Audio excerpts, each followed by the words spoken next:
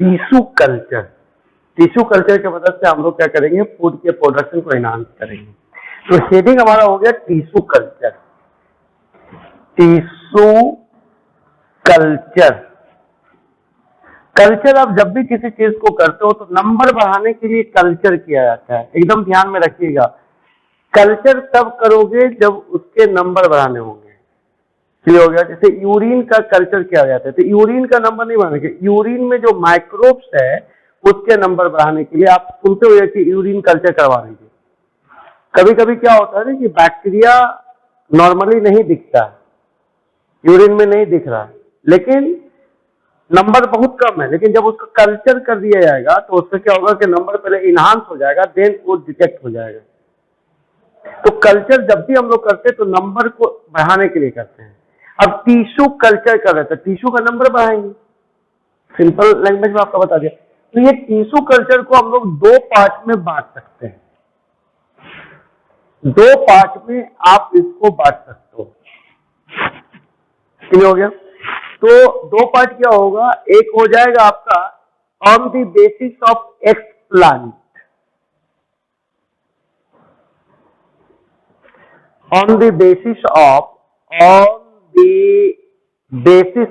explant, on the basis of explant।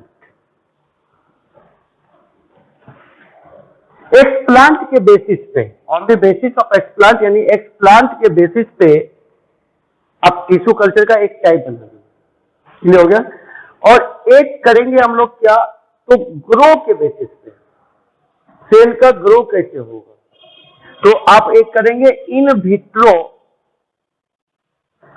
In vitro word कहीं भी लगेगा तो ये क्या होगा, आउटसाइड बॉडी हो जाएगा, और इन विवो लगेगा तो इनसाइड बॉडी होगा। एकदम पकड़ के रखिएगा, इन विट्रो जो हो जाएगा ये आउटसाइड ऑफ द बॉडी होगा, और इन विवो जो होगा वो इनसाइड ऑफ द बॉडी होगा।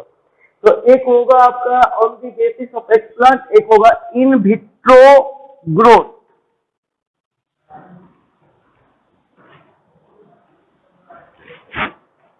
तो यानी लैब में जो कल्चर कर रहे हो वो ग्रोथ कैसा कर रहा है।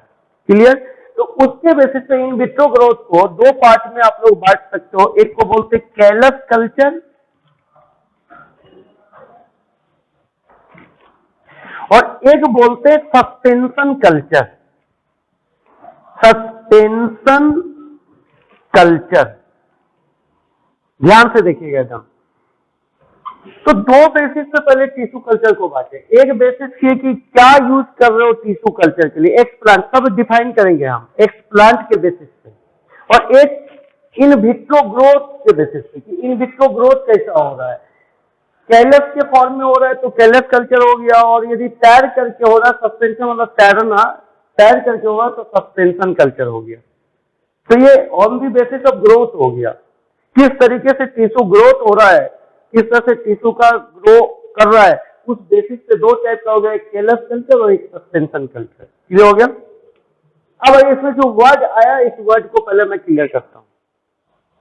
पहला वर्ड आया एक्सप्लांट। तो यहां पे एक्सप्लांट को यहां निकाला, एक्सप्लांट। मैं पहले ही जब से पढ़ा रहा हूं तब से आपको बताया कि ई एक्स यदि कहीं लगा हुआ रहेगा तो इसका मतलब होता है आउटसाइड, और प्लांट तो खैर प्लांट है ही। तो क्या करेंगे, ये प्लांट से किसी चीज को यदि हम आउटसाइड कर लेते हैं तो वो कहलाता है एक्सप्लांट। कब? जब उसका यूज हम लोग क्या करें कि टिश्यू कल्चर के लिए करें।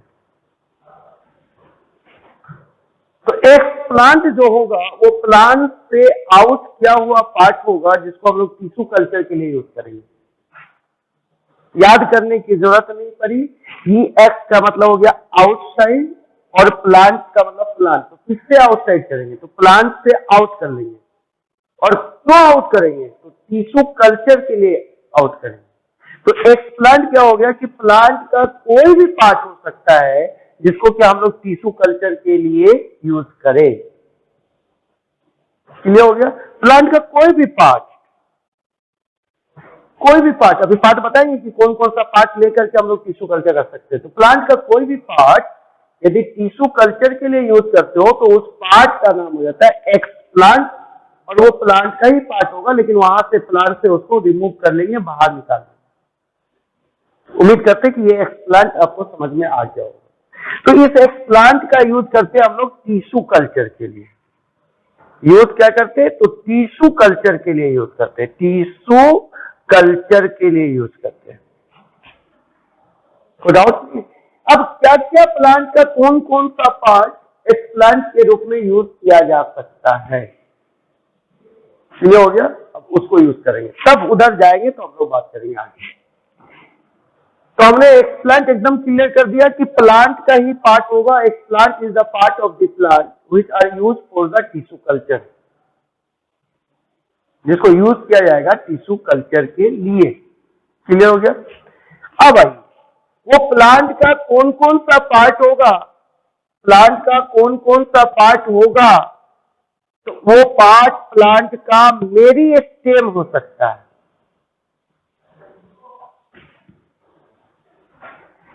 क्या हो सकता है? मेरिस्टेम हो सकता है। तो मेरिस्टेम अब क्या हो जाएगा? एक्सप्लांट। यदि हम टिश्यू कल्चर के लिए यूज करेंगे तब, और नहीं यूज करेंगे तो एक्सप्लांट नहीं कहलाएगा। एक्सप्लांट तभी कहोगे जब प्लांट का पार्ट टिश्यू कल्चर के लिए यूज होगा। मैं बार बार बोल रहा हूं, आप एक्सप्लांट ऐसे नहीं कि प्लांट का कोई पार्ट काट के वहां रख दिया और बोल दिया वो एक्सप्लांट है, नहीं।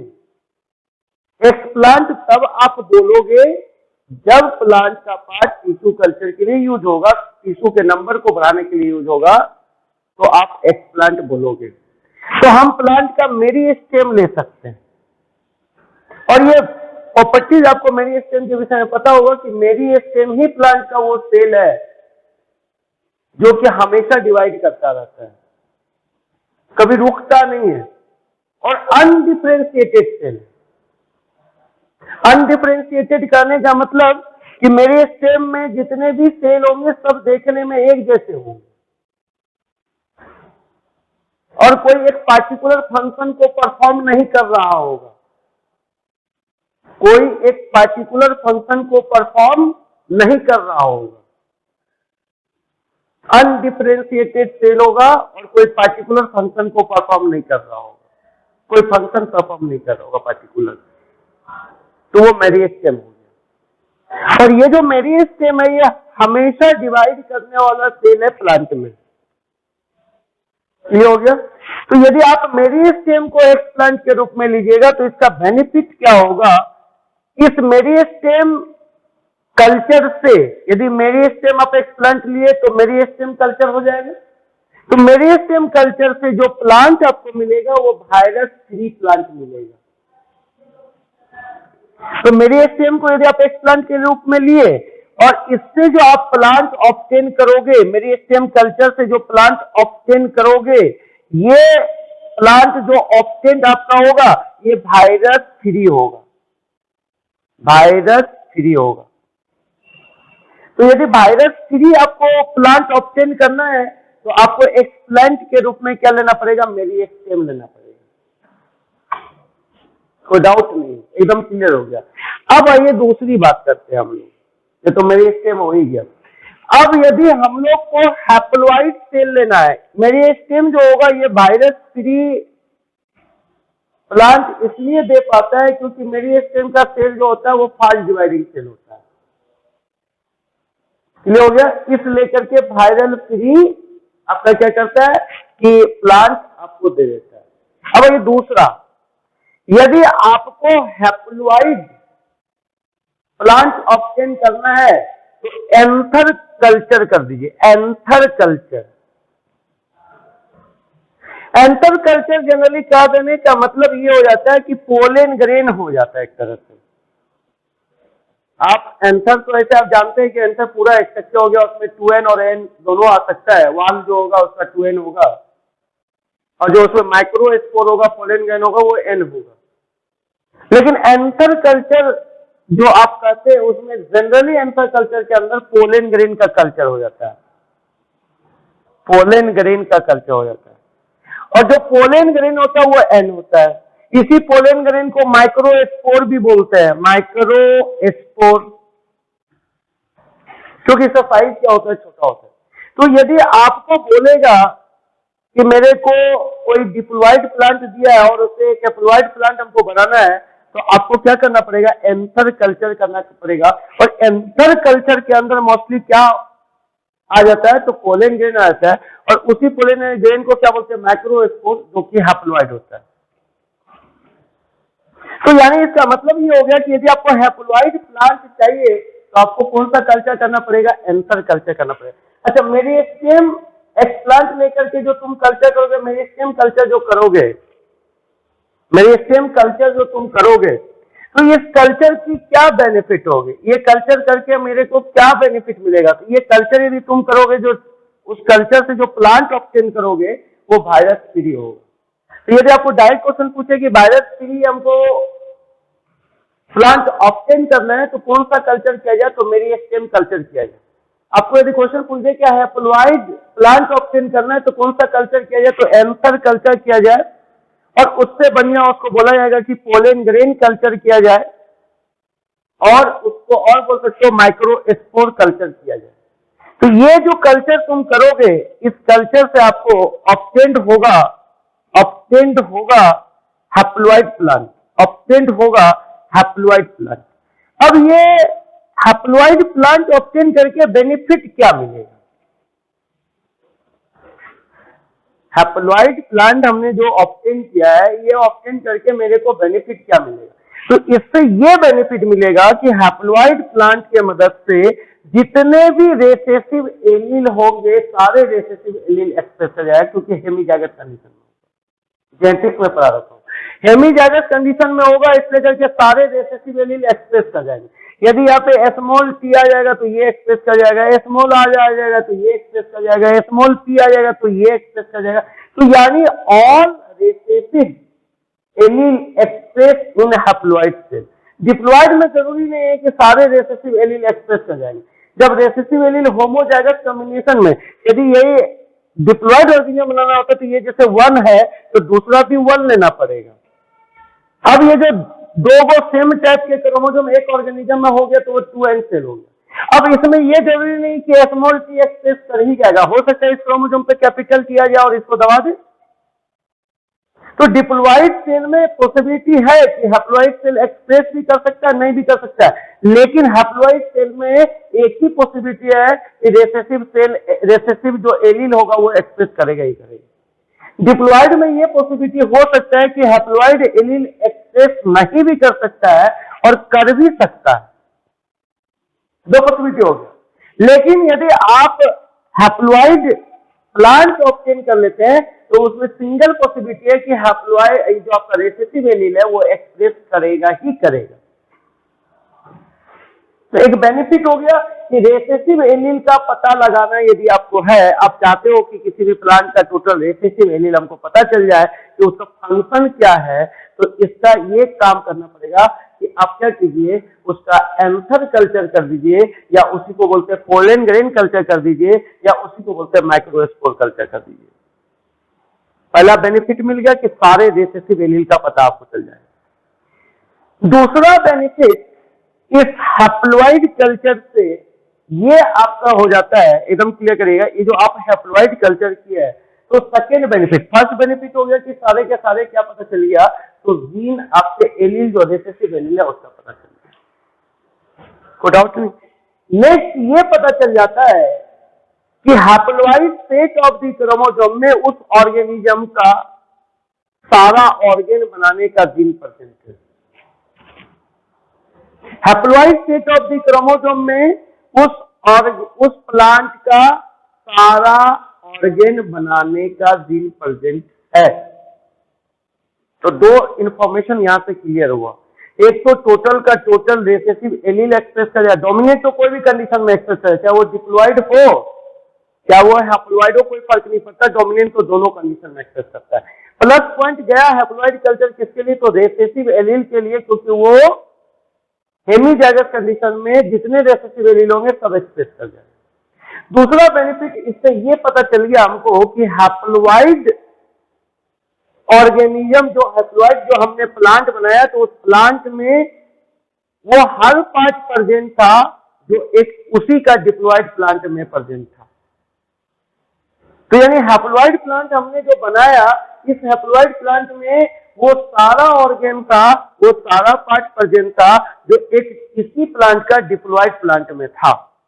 यहां से क्या इंफॉर्मेशन निकल के आया कि हैप्लॉइड सेट ऑफ द जो क्रोमोसोम होता है उसमें टोटल के टोटल जीन प्रेजेंट हैं उस प्लांट के ऑर्गेन बनाने के लिए। कोई डाउट? No doubt. अब यहां से हैप्लॉइड प्लांट जो ऑब्टेन हुआ, तो ये हैप्लॉइड प्लांट ऑब्टेन होने से हमको दो बेनिफिट मिल गया कि एक बेनिफिट ये मिल गया इस हैप्लॉइड प्लांट को देख करके कि ऑल रिसेसिव एलील एक्सप्रेस कर गया, ऑल रिसेसिव एलील क्या हो गया, तो एक्सप्रेस हो गया, एक्सप्रेस कर गया। और दूसरा बेनिफिट ये हो गया, ये पता चल गया कि हैप्लॉइड सेट ऑफ जो क्रोमोसोम है, haploid set of chromosome, set of chromosome वो टोटल ऑर्गेन बना सकता है उस प्लांट का। Form all organ of plant, form all organ of plant या all part of plant, all part of plant. को डाउट? तो इसका मतलब ये हो गया कि दो इंफॉर्मेशन मेरे को यहां से मिल गया। और ये जो एंथर कल्चर और ये जो पोलन ग्रेन बोलते हो, ये पोलन ग्रेन मेल गैमेट के सेंस में है। पोलन ग्रेन जो है इसके अंदर मेल गैमेट ही होता है, इसलिए कि पोलन ग्रेन को हम लोग मेल गैमेट भी बोल देते हैं। ये हो गया, तो मेल गैमेट हो गया, तो उस मेल गैमेट जब भी होगा तो हैप्लॉइड होगा, और उसका हम लोग कल्चर कर दिए तो उससे ऑब्टेंट हो गया हैप्लॉइड प्लांट। और इस हैप्लॉइड प्लांट को हम लोग देख करके जो कंक्लूजन निकाले कि जितने भी रिसेसिव एलील होंगे इस हैप्लॉइड प्लांट में एक्सप्रेस कर जाएगा, और इस प्लांट के पास में सारे ऑर्गेन प्रेजेंट है जो कि एक डिप्लॉइड प्लांट के पास में, इसी का डिप्लॉइड प्लांट के पास। तो इस वाला haploid set of the chromosome में प्लांट के हर एक पार्ट बनाने का जीन प्रेजेंट है। ये हो गया, बेनिफिट भी साथ में आपको बता रहा हूं। अब आइए नेक्स्ट, नेक्स्ट आपका हो जाएगा endosperm culture. Endosperm culture, endosperm culture. तो जो प्लांट होता है, जो प्लांट होता है वो प्लांट का जो सीड होता है वो क्या करता है कि इंडोस्पर्म को रिजर्व फूड के रूप में स्टोर करके रखता है। किसके लिए? तो इम्ब्रियो के लिए। किसके लिए? इम्ब्रियो के लिए। तो इंडोस्पर्म क्या है? तो स्टोरिंग फूड है किसका? तो प्लांट के सीड का। कोई डाउट नहीं है? तो वो इंडोस्पर्म के सेल को लेकर के भी हम लोग टिश्यू कल्चर कर सकते हैं। वो इंडोस्पर्म यदि एंजियोस्पर्म से लिया जाए, वो इंडोस्पर्म यदि एंजियोस्पर्म का हो तो वो 3N प्लांट देगा। देखिएगा एरो कहां से कहां लगाएं। वो इंडोस्पर्म यदि ऑब्टेन किया जाए कहां से? तो एंजियोस्पर्म से, और फाउंडेशन और टारगेट दोनों को पढ़ाया हुआ है। एंजियोस्पर्म प्लांट से ऑब्टेन किया जाए तो वो 3N का होगा, और यदि उसी इंडोस्पर्म को यदि जिम्नोस्पर्म से ऑब्टेन किया जाए तो वो N का हो। तो आपको यदि कोई बोल दे कि हमको 3N डिप्लॉइड प्लांट यदि बनाना है तो आप जो एक्सप्लांट लीजिएगा वो एक्सप्लांट क्या लीजिएगा? तो वो इंडोस्पर्म लेना होगा। क्लियर हो गया? कोई डाउट नहीं। तो इंडोस्पर्म कल्चर भी हम लोग करते हैं। क्लियर? तो चलिए, यदि आपको 3N प्लांट लेना होगा, बनाना होगा, जनरली हम लोग कल्चर कर रहे हैं एंजियोस्पर्म का, जिम्नोस्पर्म का मोस्टली कल्चर नहीं करते। तो ये लेकिन मोस्टली नहीं करते, लेकिन करते हैं एंजियोस्पर्म, क्योंकि एंजियोस्पर्म वाला ही प्लांट हम लोगों का फूड का मेन सोर्स है। जिम्नोस्पर्म मेनली हम लोग का फूड सोर्स में नहीं है।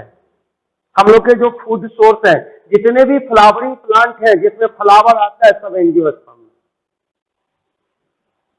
ये हो गया। तो इसका मतलब ये हो गया कि जितने भी फ्लावरिंग प्लांट हैं जिसमें फ्लावर आप देख रहे हो, सारे फ्लावर वाले प्लांट एंजियोस्पर्म, और वही मेरा फूड का सोर्स भी है। मेनली वही प्लांट मेरे फूड का सोर्स भी है। तो इसलिए करके एंजियोस्पर्म का ही हम लोग कल्चर करते हैं, क्योंकि बेनिफिशियल यही हम लोग का है। क्लियर हो गया? तो एंजियोस्पर्म कल्चर भी आप कर सकते हो। अब आइए नेक्स्ट करते हैं। प्लांट के केस में दो टाइप का इम्ब्रियो हो सकता है। एक सोमेटिक इम्ब्रियो हो सकता है, एक जाइगोटिक इम्ब्रियो हो सकता है जो जाइगोट से बना होगा। सोमेटिक इम्ब्रियो जो होगा वो एसेक्सुअल रिप्रोडक्शन से होगा और जो जाइगोटिक इम्ब्रियो होगा वो सेक्सुअल रिप्रोडक्शन से होगा। क्योंकि प्लांट को कैपेसिटी होता है कि एक सेल से पूरा प्लांट बना सकता है, टोटिपोटेंसी नेचर होता है, तो प्लांट का कोई सोमेटिक सेल भी इम्ब्रियो में डेवलप करके प्लांट बना सकता है, या मेल और फीमेल गैमेट फ्यूज होकर के जाइगोट बना करके फिर इम्ब्रियो बना के भी प्लांट बना सकता है। तो मैं बोला कि सोमेटिक इम्ब्रियो कल्चर भी आप कर सकते हो। Somatic embryo culture, somatic embryo culture, ये जो सोमेटिक इम्ब्रियो कल्चर है ये सोमेटिक सेल से बना हुआ इम्ब्रियो है जो कि आगे चल करके प्लांट में हो जाएगा। और केवल आप यदि इम्ब्रियो कल्चर बोल दिए तो ये एकदम क्लियर हो गया कि ये सेक्सुअल रिप्रोडक्शन से बना हुआ इम्ब्रियो है, क्योंकि सोमेटिक इम्ब्रियो मोस्टली चर्चा नहीं किया जाता है, और जो जाइगोट से जो इम्ब्रियो बना है उसी की चर्चा सबसे ज्यादा हम लोग करते हैं। तो इसे केवल इम्ब्रियो लिख दिए तो समझ जाइए कि सेक्सुअल रिप्रोडक्शन से बना हुआ ही इम्ब्रियो होगा। जब आपको बताना पड़ेगा कि सेक्सुअल रिप्रोडक्शन से बना हुआ इम्ब्रियो नहीं है तो आप लिखिए उसको सोमेटिक इम्ब्रियो कल्चर। तो यहां पे आपने कर दिया इम्ब्रियो कल्चर, इम्ब्रियो कल्चर। अब मेरे पास में क्वेश्चन बना कि इधर तो जैसे जैसे हम लोग चल रहे थे वैसे वैसे बेनिफिट आपको बताते जा रहे थे। अब ये हम इम्ब्रियो कल्चर करेंगे क्यों? किस इम्ब्रियो कल्चर का बात करें जो कि सेक्सुअल रिप्रोडक्शन से आया हुआ है। ये आप केवल इम्ब्रियो लिख दिए तो समझ जाइए कि सेक्सुअल रिप्रोडक्शन से आया हुआ, और यहाँ पे तो क्लियर लिखा हुआ है कि सेक्सुअल रिप्रोडक्शन होगा तो fusion of the male gamete female gamete होगा। तो यहाँ पे मेल गैमेट फीमेल गैमेट के फ्यूजन को हटा दीजिए और कोई भी सोमेटिक सेल से यदि वो इम्ब्रियो डेवलप किया तो वो सोमेटिक इम्ब्रियो कल्चर, आप सोमेटिक इम्ब्रियो लेकर के उसका कल्चर कर सकते हो किसी भी सोमेटिक सेल से। क्लियर हो गया? तो ये इम्ब्रियो कल्चर हम लोग क्यों करते हैं? क्लियर हो गया? यहां ध्यान से देखिए, ये इम्ब्रियो कल्चर इसलिए करने की जरूरत, यहाँ पे दिख रहा होगा, यहाँ पे इम्ब्रियो कल्चर इसलिए करने की जरूरत है कि यदि ये सीड है और इसमें मेरा यहाँ पे इम्ब्रियो प्रेजेंट है और इस इम्ब्रियो को न्यूट्रिशन हमको, इस इम्ब्रियो को न्यूट्रिशन मिल रहा था किससे? तो एंडोस्पर्म से। तो सीड के अंदर ये जो इम्ब्रियो है ये इम्ब्रियो डेवलप होता है। ये इम्ब्रियो क्या होता है कि डेवलप होता है, क्या लेके? तो न्यूट्रिशन लेकर के। किससे? तो एंडोस्पर्म। जब डेवलप हो जाएगा इम्ब्रियो तब जाकर के सीड जर्मिनेट करके प्लांट बनाएगा। लेकिन जब तक सीड के अंदर इम्ब्रियो डेवलप नहीं होगा तब तक उसकी जर्मिनेशन संभव नहीं है। यदि आप सॉइल में डाल दोगे तो वो सीड सड़ जाएगा। इसका कहने का मतलब ये हो गया कि ये तब जर्मिनेट करेगा जब उसके अंदर का इम्ब्रियो मैच्योर हो जाएगा। और मैच्योर कब होगा? जब वो न्यूट्रिशन ले एंडोस्पर्म से और उसको खुद के डेवलपमेंट के लिए लगा दे तो मैच्योर हो जाएगा। तो ये इम्ब्रियो जब मैच्योर हो जाएगा तो सीड की क्या होगी? जर्मिनेशन हो जाएगी और सीड एक प्लांट के रूप में आ जाएगा। कोई डाउट नहीं है? तो आखिर हमको फिर इम्ब्रियो कल्चर करने की जरूरत क्यों पड़ी? तो मैं ये इम्ब्रियो जब न्यूट्रिशन एंडोस्पर्म से ले रहा था तो एंडोस्पर्म का अमाउंट सीड में कम था। तो एंडोस्पर्म का अमाउंट सीड में कम था तो मैच्योर होने के बीच में ही, फुल्ली मैच्योर हुआ नहीं कि उसके बीच में ही एंडोस्पर्म खत्म हो गया। अब एंडोस्पर्म यदि खत्म हो गया तो ये इम्ब्रियो फर्दर मैच्योर नहीं हो पाएगा, तो ये सीड जर्मिनेट नहीं कर पाएगा। तो इस तरीके से हो सकता है कि जिस प्लांट का ये सीड होगा वो स्पेसीज विलुप्त हो जाए, वो स्पेसीज सर्वाइव नहीं कर सके, वो स्पेसीज पृथ्वी लोक से विलुप्त हो जाए।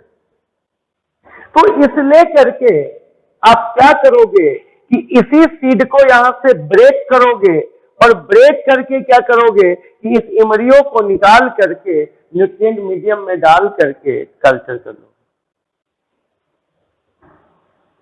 और कभी कभी क्या होता है ना कि सीड के केस में भी एबॉर्शन होता है, एबॉर्ट कर देता है। यानी इमरियो को डेवलप करने नहीं देगा। तो उस एबॉर्शन के केस में भी यदि कोई सीड जो है वो एबॉर्ट कर रहा है इमरियो को, उसको डेवलप नहीं होने दे रहा है, तो उस केस में भी क्या किया जाएगा, आप क्या करोगे, इमरियो कल्चर कर दोगे।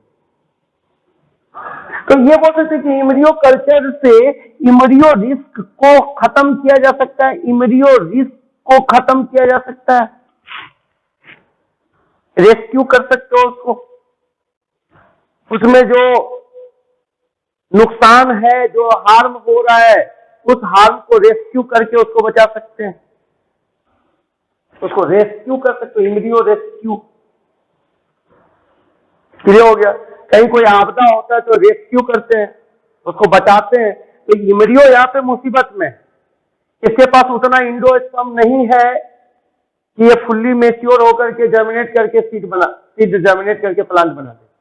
तो इसलिए इसको रेस्क्यू कर लेंगे किससे, तो इमरियो कल्चर के मदद से, और वहां पे क्या होगा, अपने इमरियो जो है ये प्लांट में डेवलप कर जाएगा, कोई डाउट नहीं। तो इमरियो कल्चर भी करोगे तो ये भी 2N का होगा, सोमेटिक इमरियो कल्चर करोगे तो ये भी 2N का होगा। मोस्टली मैं अभी जो टिश्यू कल्चर चर्चा कर रहा हूँ एंजियोस्पर्म का कर रहा हूँ, जिम्नोस्पर्म का नहीं कर रहा। ये जो एंडोस्पर्म कल्चर करोगे ये 3N का होगा, 3N से ही पता चल जाएगा कि हम एंजियोस्पर्म का चर्चा कर रहे हैं। ये एंथर कल्चर या पोलन ग्रेन कल्चर या माइक्रोस्पोर कल्चर करोगे तो ये N का होगा, दिमाग में रखना। और ये जो मेरिस्टेम कल्चर करोगे तो ये 2N का होगा। तो सबसे अलग मात्र दो ही है एंजियोस्पर्म के टिश्यू कल्चर में, मात्र दो ही अलग है। एक आपका है N जो कि anther culture, pollen grain culture या माइक्रोस्पोर कल्चर कहलाएगा, और एक आपका है 3N जो कि एंजियोस्पर्म कल्चर। Any doubts? ये हो गया। आइए, प्लांट का कोई ऑर्गेन भी लेकर के तुम कल्चर कर सकते हो, तो उसको बोलते हैं ऑर्गेन कल्चर। ऑर्गेन कल्चर, और ऑर्गेन भी 2N होगा, मात्र ये दो आपके ऑड हैं, एक एंडोस्पर्म और एक आपका एंथर कल्चर। ये दो ऑड है, जो N और 2N है, 3N है, और बाकी सब आपके 2N है।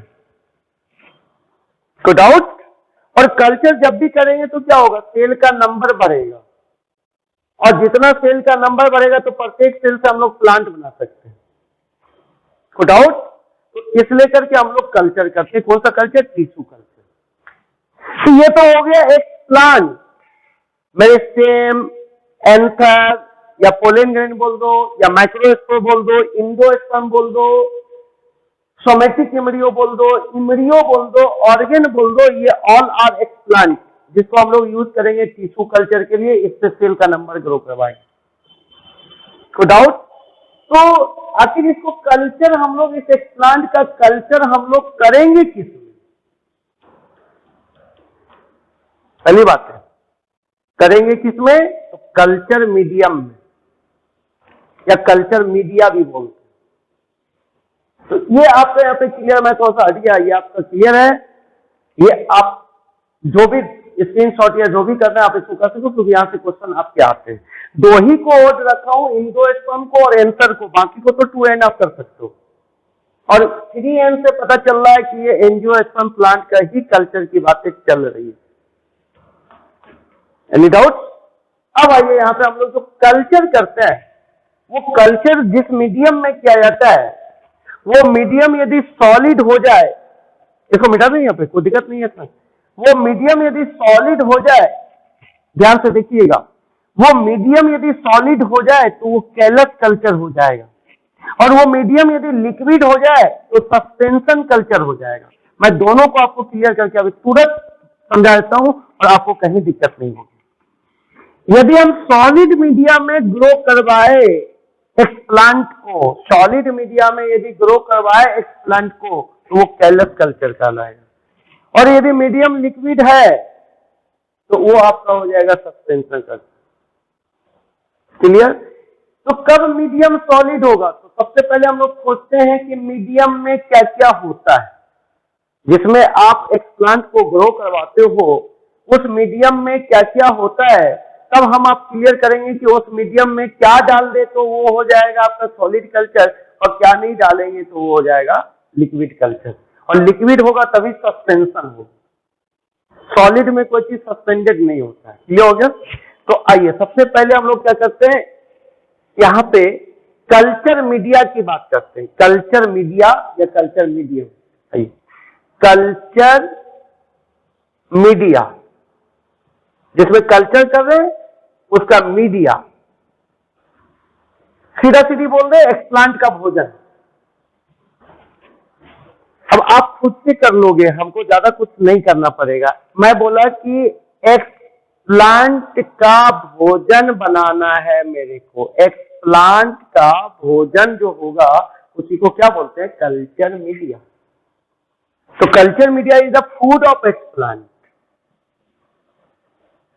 Food of explant. Any doubt? Clear? अब यहां पे क्लियर करो, ये जो एक्सप्लांट है, ये फूड ऑफ एक्सप्लांट है, तो ये तो प्लांट से काटा हुआ पार्ट है। इस पार्ट को कहां से काट लिए? प्लांट से काट लिए। तो यानी अब जो प्लांट जिस चीज को सॉइल से लेता है वो इसके पास नहीं हो पाएगा, जो वो सिंथेसाइज करता है वो चीजें इसके पास नहीं होगी। बस उसी चीज को डालना है मीडिया में। मतलब वो चीजें नहीं आ पाएगी जो चीजें को प्लांट सॉइल से लेता है, एयर से ले रहा है और खुद सिंथेसाइज कर रहा है, वो चीजें इस एक्सप्लांट के पास नहीं होगा, लेकिन वो चीजें इसको सर्वाइव करने के लिए चाहिए। कोई डाउट? उसी के हिसाब से हम लोग बात करेंगे कि हम लोग मीडिया में डालेंगे क्या। तो सबसे पहली बात है, एक प्लांट फोटोसिंथेसिस करके ग्लूकोज बनाता है और ग्लूकोज को स्टोर करता है सुक्रोज के फॉर्म में। सुक्रोज के फॉर्म में नहीं, तो सुक्रोज फॉर्म में क्या होता है, तो ट्रांसपोर्ट होता है, तभी बच्चे को पढ़ा रखते हैं। और स्टोर करता है स्टार्च के फॉर्म में, क्योंकि बोला था कि स्टार्च में एसटी लगा हुआ है और स्टोर में भी जो है एसटी लगा हुआ होता है। डाउट? तो यहां पे क्या हो गया कि ये जो ग्लूकोज था, ये ग्लूकोज क्या है, प्लांट इस ग्लूकोज को किस लिए यूज करता है, तो ग्लूकोज को कार्बन सोर्स के रूप में यूज करता है। यानी प्लांट को कोई कार्बन, कहीं कार्बन की जरूरत पड़ेगी तो वो ग्लूकोज से लेगा। प्लांट को यदि कोई कार्बन की जरूरत कहीं पे पड़ेगी तो क्या लेगा, ग्लूकोज से लेगा, कार्बन सोर्स के लिए यूज करता है। कोई डाउट इसमें? तो यहां पे हम लोग क्या करेंगे, ना यहाँ पे ग्लूकोज बन पाएगा एक्सप्लांट के पास में, ना सॉइल से मिनरल आ पाएगा एक्सप्लांट के पास में, ना सॉइल से वाटर आ पाएगा एक्सप्लांट के पास में। तो इसका यहाँ पे देखते हैं कि एक प्लांट क्या क्या करता है। तो एक प्लांट जो है वो फोटोसिंथेसिस करता है और फोटोसिंथेसिस से फॉर्म करता है ग्लूकोज। ये फोटोसिंथेसिस लिखा हुआ है, सिंथेसिस, तो आप समझ रहे होइएगा। ये फॉर्म करेगा क्या, ग्लूकोज, और ये जो ग्लूकोज हो गया ये सोर्स ऑफ द कार्बन हो गया, ये एनर्जी ऑफ द कार्बन हो गया, ये एनर्जी ऑफ द प्लांट हो गया। तो अब सोर्स ऑफ द कार्बन के लिए बात कर रहे हैं यहाँ पे, सोर्स ऑफ कार्बन, प्लांट का कार्बन सोर्स है। और यही एक प्लांट हार्मोन भी बनाता है, हार्मोन फॉर्मेशन, जैसे ऑक्सिन, साइटोकाइनिन, ऐसे 5 टाइप के होते हैं जो आपको मैं बता रखा हूं। तो ऑक्सिन, साइटोकाइनिन चूंकि मेरे को टिश्यू कल्चर के लिए चाहिए यही 2 हार्मोन, इसीलिए के 2 का बात किया। ऐसे 5 टाइप का हार्मोन प्लांट बनाता है, auxin, cytokinin, gibberellin, abscisic acid और इंसुलिन। ये 5 फाइटो हार्मोन है। फाइटो मतलब प्लांट होता है, जो कि प्लांट बनाता है। लेकिन मेरे को 2 हार्मोन की ही जरूरत पड़ती है प्लांट टिश्यू कल्चर में, इसलिए मैं यहाँ 2 हार्मोन लिख दिया, हार्मोन। और ये जो प्लांट है, ये plant water plus mineral obtain करता है कहां से, तो सॉइल से। कोई डाउट नहीं। तो ये बातें क्लियर हो गई कि ये इतना काम ये एक्सप्लांट नहीं कर पाएगा। ये एक्सप्लांट ना अपना हार्मोन बना पाएगा ऑक्सीजन एंड साइटोकाइनिन, ना सॉइल से वाटर ले पाएगा, ना सॉइल से मिनरल ले पाएगा, और ना कार्बन का सोर्स ये अपना बना पाएगा। क्लियर? तो इसका मतलब होगा कि हम जो मीडियम बनाएंगे, कल्चर मीडिया जो बनाएंगे, उस कल्चर मीडिया में कार्बन का सोर्स डालना पड़ेगा, वाटर डालना पड़ेगा, मिनरल डालना पड़ेगा, प्लस हार्मोन डालना पड़ेगा, प्लस प्लांट विटामिन बनाता है, विटामिन भी डालना पड़ेगा।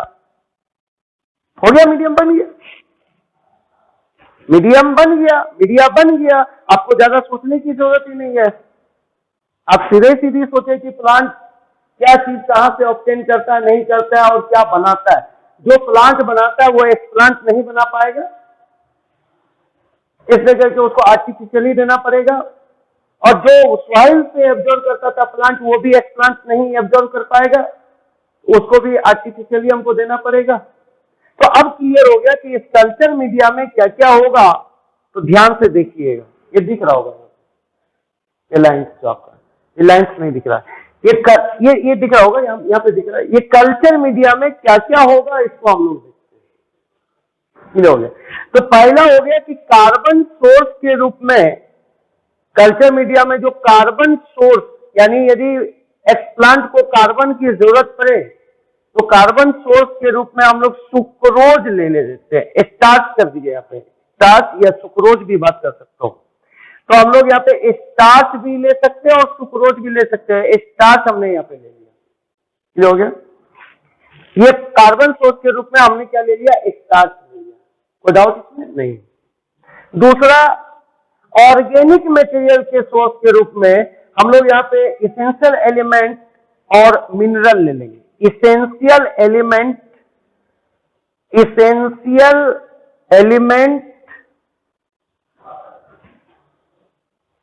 या और मिनरल, ये इसेंशियल एलिमेंट और जो मिनरल्स होता था ये हम लोग सॉइल से लेते थे। किसे लेते थे? तो इसलिए करके हम क्या किए, उस मीडिया में डाल दिया, कार्बन सोर्स के रूप में स्टार्च डाल दिया और इसेंशियल एलिमेंट और मिनरल जो है वो हमने बाहर से डाल दिया, जो कि वो सॉइल से ले रहा था। कोई डाउट नहीं है, तो बाहर से आर्टिफिशियली डाल दिया। नेक्स्ट आइए, यहां पे हम लोग लेंगे ग्रोथ रेगुलेटर। कौन सा लेंगे? तो ग्रोथ रेगुलेटर। तो ग्रोथ रेगुलेटर मतलब जो ग्रोथ को कंट्रोल करे। रेगुलेट करना मतलब कंट्रोल करना। तो ग्रोथ रेगुलेटर जो होता है वो फाइटो हार्मोन होता है। कौन होता है? फाइटो हार्मोन होता है। और उसमें हम लोग यहां पे लेंगे ऑक्सीन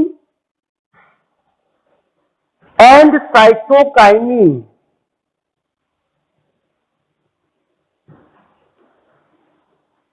कोई डाउट? एकदम क्लियर हो गया। तो यहां पे ग्रोथ रेगुलेटर के रूप में हम लोग ऑक्सीन एंड साइटोकाइनिन लेंगे। और क्या लेंगे? तो विटामिन लेंगे। और वो जो विटामिन होगा वो आपका एन ऑर्गेनिक सप्लीमेंट होगा। An organic supplement. तो यानी ऑर्गेनिक सप्लीमेंट वाला कार्बन कंटेनिंग यदि मॉलिक्यूल हमको देना है प्लांट को, तो वो आप दे सकते हो उसको किस रूप में? तो विटामिन के रूप में एंड एमिनो एसिड के रूप में।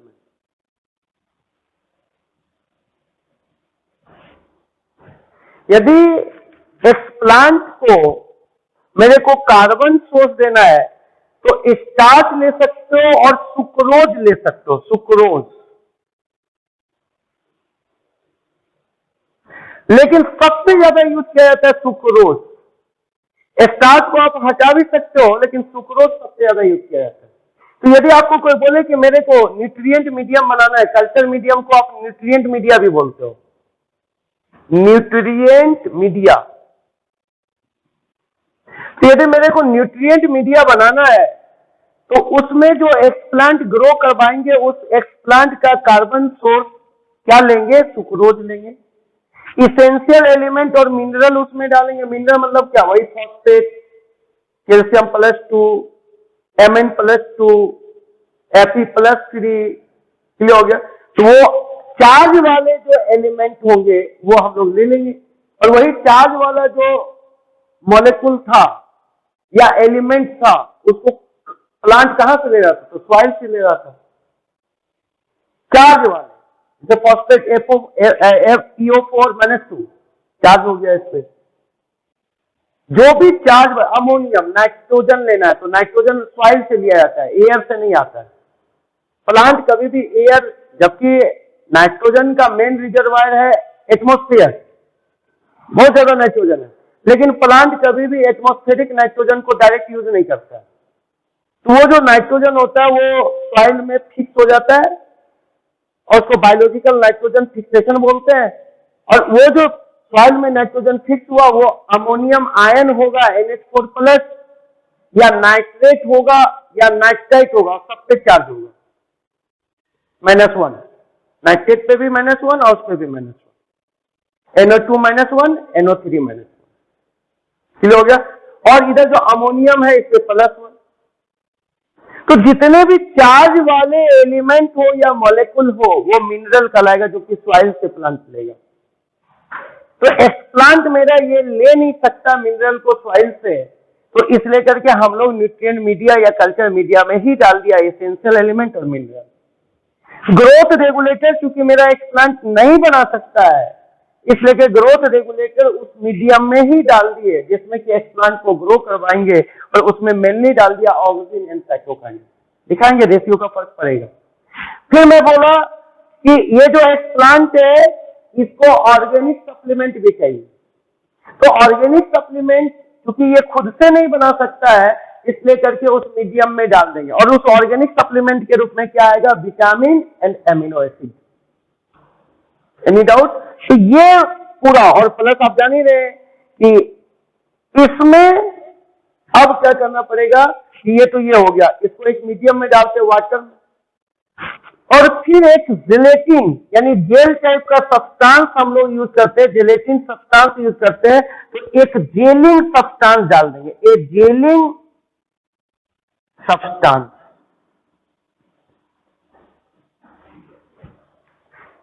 एक जेलिंग सब्सटेंस, तो इसका मतलब हो गया कि इतना चीज डालने के बाद अब मेरा न्यूट्रिएंट मीडिया और कल्चर मीडियम तैयार है, यानी बोल सकते हो कि फूड तैयार हो गया किसका? एक्सप्लांट।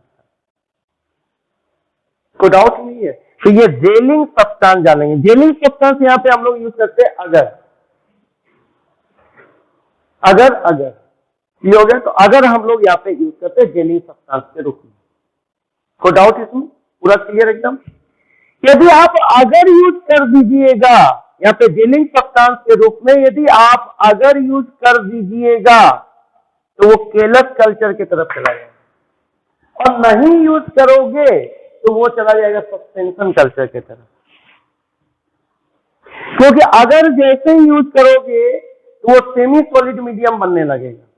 जैसे आटा को गर्म करके लय बनाते हो, बस अगर को यदि तुम गर्म कर दोगे इसके साथ में ये जो तुम इसको हीट भी करते हैं हम लोग, हीट जब करोगे तो अगर यदि डाल दोगे तो क्या होगा कि आपका वो सेमी सॉलिड हो जाएगा। मीडियम बनाने के समय बहुत चीज ध्यान में रखना पड़ता है, ऐसे ही मीडियम नहीं बन जाता है कि आप मीडियम बना दिए। ध्यान से सुनिए कैसे बनाते हैं, लेबोरेटरी के अंदर कैसे बनता है। आप एक कॉनिकल फ्लास्क ले लिए और उस कॉनिकल फ्लास्क के अंदर, उस कॉनिकल फ्लास्क में आप क्या करते हो कि वाटर ले लिए। इस वाटर में क्या करते हैं कि डाल दिए carbon source sucrose, essential element भी डाल देते हैं, लेकिन कभी भी रेगुलेटर मत डालिए अभी।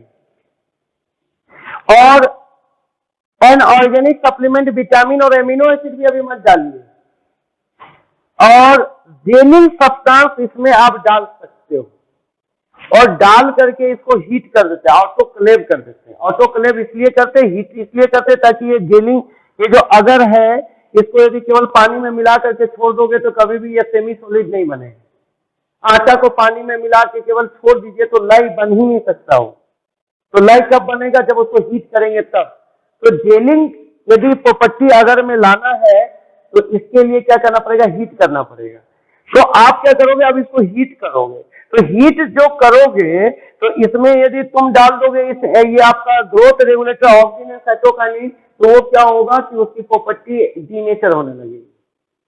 यदि आप डाल दोगे क्या विटामिन और एमिनो एसिड, तो उसकी प्रॉपर्टी डैमेज होने लगेगी, तो एक्सप्लांट को वो प्रॉपरली नहीं मिलेगा। तो हीट कर दीजिए और तब जाकर के वो जब ठंडा होने लगे, पूरा ठंडा नहीं, पूरा जम जाएगा तो फिर गड़बड़ हो जाएगा। फिर आप इसको टच करके देखिए कि थोड़ा ठंडा हो गया कि नहीं, सहने के लायक। यदि हाथ आप यहाँ पे टच किया और सहने के लायक हो गया, जैसे दही में जोरन लगाते हैं आप, दही का जो जोरन लगाते हैं दूध में, तो दूध पूरा बॉइल करके और उसमें जोरन डाल देते क्या? दही नहीं, उसको हाथ टच करके देखते कि बर्दाश्त हो रहा है कि नहीं हो रहा, तब डालते। बस वही यहाँ प्रॉपर्टी है।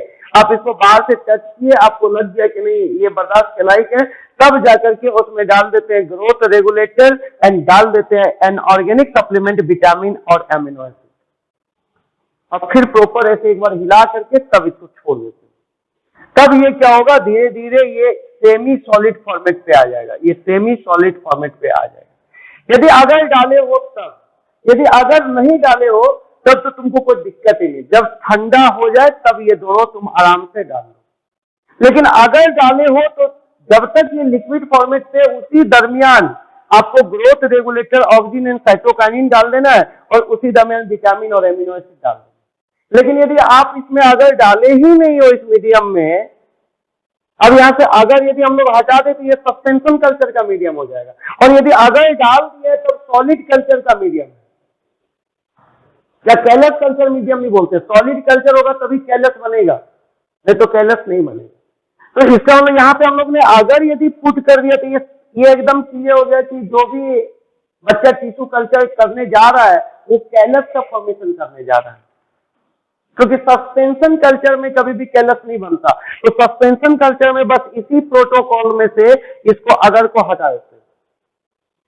ये जो मेरा प्रोटोकॉल बना हुआ है इसमें क्या करेंगे? अगर को हटा देंगे तो सस्पेंशन कल्चर हो जाएगा। क्या फर्क है कैलस कल्चर और सस्पेंशन कल्चर में? तो इतना क्लियर हो गया ना कि मीडियम कैसे बनाते हैं हम लोग, न्यूट्रिएंट मीडियम किसी भी प्लांट का, एक्सप्लांट का कैसे बनाएंगे, ये आपका क्लियर हो गया। क्लियर? अगर डाल देंगे तो वो कैलस कल्चर की तरफ रहेगा और अगर नहीं डालेंगे तो वो सस्पेंशन कल्चर की तरफ जाएगा। आइए हम लोग देखते हैं कैसे होता है। तो यहाँ पे एकदम क्लियर करते हैं कि ये यदि हमारा अगर डाला हुआ मीडियम है, अगर डाला हुआ मीडियम है, तो ये जो मीडियम मेरा हो गया ये सेमी सॉलिड फॉर्मेट पे इस तरीके से आपका यहाँ पे हो गया। ये सेमी सॉलिड फॉर्मेट पे इस तरीके से मेरा, और ये कैप मैंने यहाँ पे लगा दिया। और यदि मैं उस मीडियम में अगर नहीं डाला, मैंने अगर नहीं डाला तो क्या हो गया? अगर यदि मैंने नहीं डाला तो ये मेरा लिक्विड मीडियम हो। इसमें केवल फर्क यही है, इसमें फर्क इस मीडियम से इस मीडियम में यदि फर्क यही है कि इसमें अगर नहीं डाला हुआ है और इसमें अगर डाला हुआ है, तो इसको सॉलिड मीडियम भी बोलते हैं, लेकिन ये है सेमी सॉलिड, इसको बोलते हैं सॉलिड मीडियम, सॉलिड मीडियम, लेकिन है सेमी सॉलिड। सॉलिड मीडिया भी बोलते हैं इसको, मीडिया कर दिया, लेकिन है सेमी सॉलिड। बार बार बोलो, इसको बोलते हैं सॉलिड मीडिया लेकिन है सेमी सॉलिड।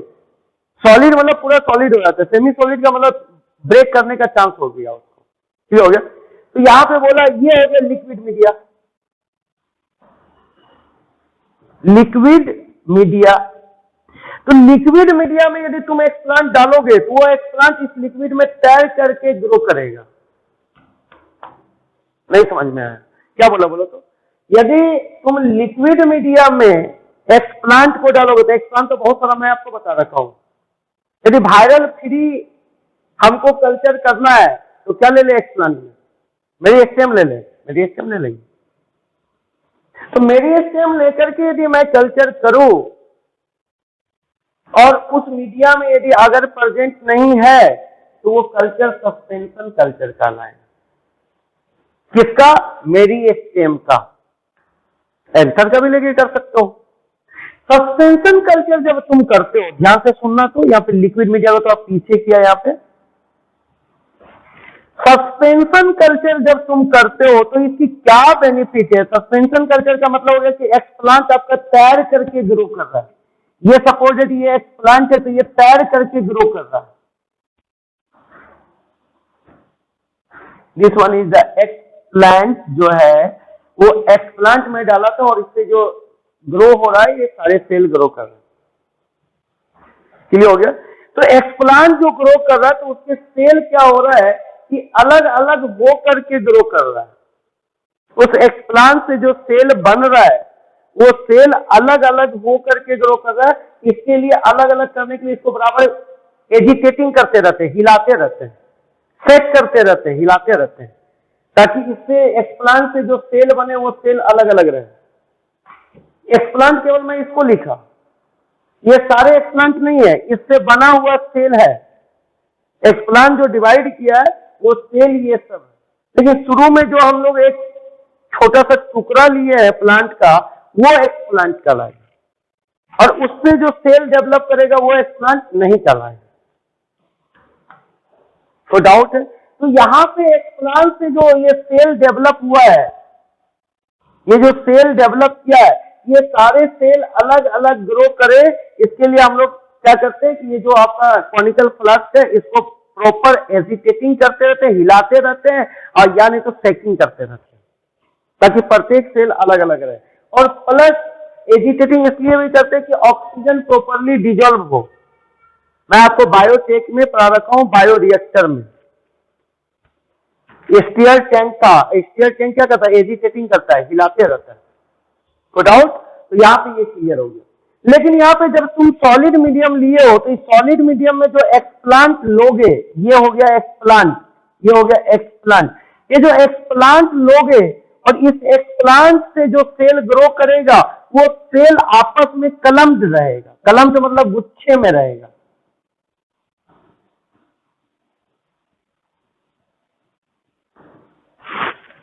और ये जो एक्सप्लांट से जो सेल कलम्ड हुआ, गुच्छे में हुआ, ये गुच्छा ऑफ द सेल यानी ग्रुप ऑफ द सेल, यही कहलाता है आपका केलस। और यहां पे हम ग्रुपिंग होने ही नहीं देंगे, क्योंकि एजिटेशन करके क्या करेंगे, उसको सेपरेट करते रहेंगे। तो जब सेपरेट सेल होगा तो इसको प्रॉपर न्यूट्रिएंट मिलेगा। लेकिन यहाँ पे यदि ये कैलस के फॉर्मेट में होगा तो जो अंदर वाला सेल होगा वो तो डायरेक्ट इस न्यूट्रिएंट के कांटेक्ट में है ही नहीं, तो उसको प्रॉपर न्यूट्रिएंट नहीं मिलेगा, तो कुछ समय के बाद वो मर जाएगा। लेकिन इसमें सेल नहीं मरेगा। यदि आप इसमें न्यूट्रिएंट डालते चले जाओगे तो सेल आपका ग्रो करता चला जाएगा। लेकिन यहाँ पे जो सेल है वो मर जाएगा, इसलिए क्योंकि यहाँ पे जो न्यूट्रिएंट मीडियम है तो उसके कांटेक्ट में जो सेल है वो तो डिवाइड कर लेगा, लेकिन जो उसके ऊपर चला गया, जैसे ये ऊपर में आपका ग्रो कर रहा है, तो इसको न्यूट्रिएंट नहीं मिल पाएगा, क्योंकि यहाँ पे कोई वास्कुलर टिश्यू नहीं है, जाइलम फ्लोएम नहीं है। इस केलस के पास में कोई जाइलम फ्लोएम नहीं होगा, डिफरेंशिएशन है ही नहीं। ये केलस अनडिफरेंशिएटेड सेल का ग्रुप है। Callus is group of undifferentiated cell, undifferentiated cell, undifferentiated cell का ग्रुप है। अनडिफरेंशिएटेड करने का मतलब कि इसके ये जितने भी इसमें सेल हैं सब सेल देखने में एक जैसा है और कोई पार्टिकुलर फंक्शन या कोई फंक्शन को परफॉर्म नहीं कर रहा। ये हो गया। तो अनडिफरेंशिएटेड यानी callus is group of undifferentiated cell, यानी वहां पे कोई डिफरेंशिएशन नहीं। यदि डिफरेंशिएशन आ जाएगा तो डिवीजन कैपेसिटी लॉस कर जाएगा। यदि किसी सेल को डिफरेंशिएट कर दोगे तो उसकी डिवीजन कैपेसिटी, उसको डिवाइड करने की जो कैपेसिटी होगी वो लॉस कर जाएगा, वो डिवाइड करेगा ही नहीं। लेकिन यहाँ पे सेल डिवाइड कर रहा है, इसका मतलब ये अनडिफरेंशिएटेड सेल है। प्लांट में कोई भी सेल यदि डिवाइड कर रहा है तो वो अनडिफरेंशिएटेड है। यदि डिफरेंशिएटेड सेल भी डिवाइड की तरफ जा रहा है तो इसका मतलब है कि वो पहले अनडिफरेंशिएटेड होगा तभी डिवाइड करेगा। तो यानी एक लाइन और मैं यहाँ पे लिख करके आपको क्लियर करता हूं कि प्लांट में अनडिफरेंशिएटेड सेल ही डिवाइड करता है, अनडिफरेंशिएटेड सेल ही डिवाइड करता है, अनडिफरेंशिएटेड सेल ही डिवाइड करता है, और प्लांट ही नहीं एनिमल में भी। लेकिन प्लांट को एक कैपेसिटी है कि डिफरेंशिएटेड सेल से वो अनडिफरेंशिएटेड बन सकता है, लेकिन एनिमल को ये कैपेसिटी ह्यूमन बीइंग में नहीं। ठीक हो गया? तो अनडिफरेंशिएटेड सेल, चाहे वो प्लांट सेल हो चाहे एनिमल सेल हो, यदि सेल अनडिफरेंशिएटेड सेल है तो डिवाइड करेगा, और यदि अनडिफरेंशिएटेड सेल नहीं है तो डिवाइड नहीं करेगा। अब थोड़ा सा नए बच्चे भी होंगे तो अनडिफरेंशिएटेड का मतलब ऐसे समझिए, जैसे एक मीठी है, अब उस मीठी को क्या किया, हम लोग ने गूंथ लिया है, अब ये अनडिफरेंशिएटेड मीठी है, मीठी में पानी मिला के उसको गूंथ लिया, अब ये अनडिफरेंशिएटेड मीठी है। अब इससे मैं चाहूं तो सुराही बना सकता हूं, इससे चाहूं तो पैसा रखने वाला गुल्लक बना सकता हूं। तो जैसे ये मीठी से सुराही बना, वो डिफरेंशिएट कर गया, अब उस सुराही से सुराही नहीं बन सकता, ये हो गया।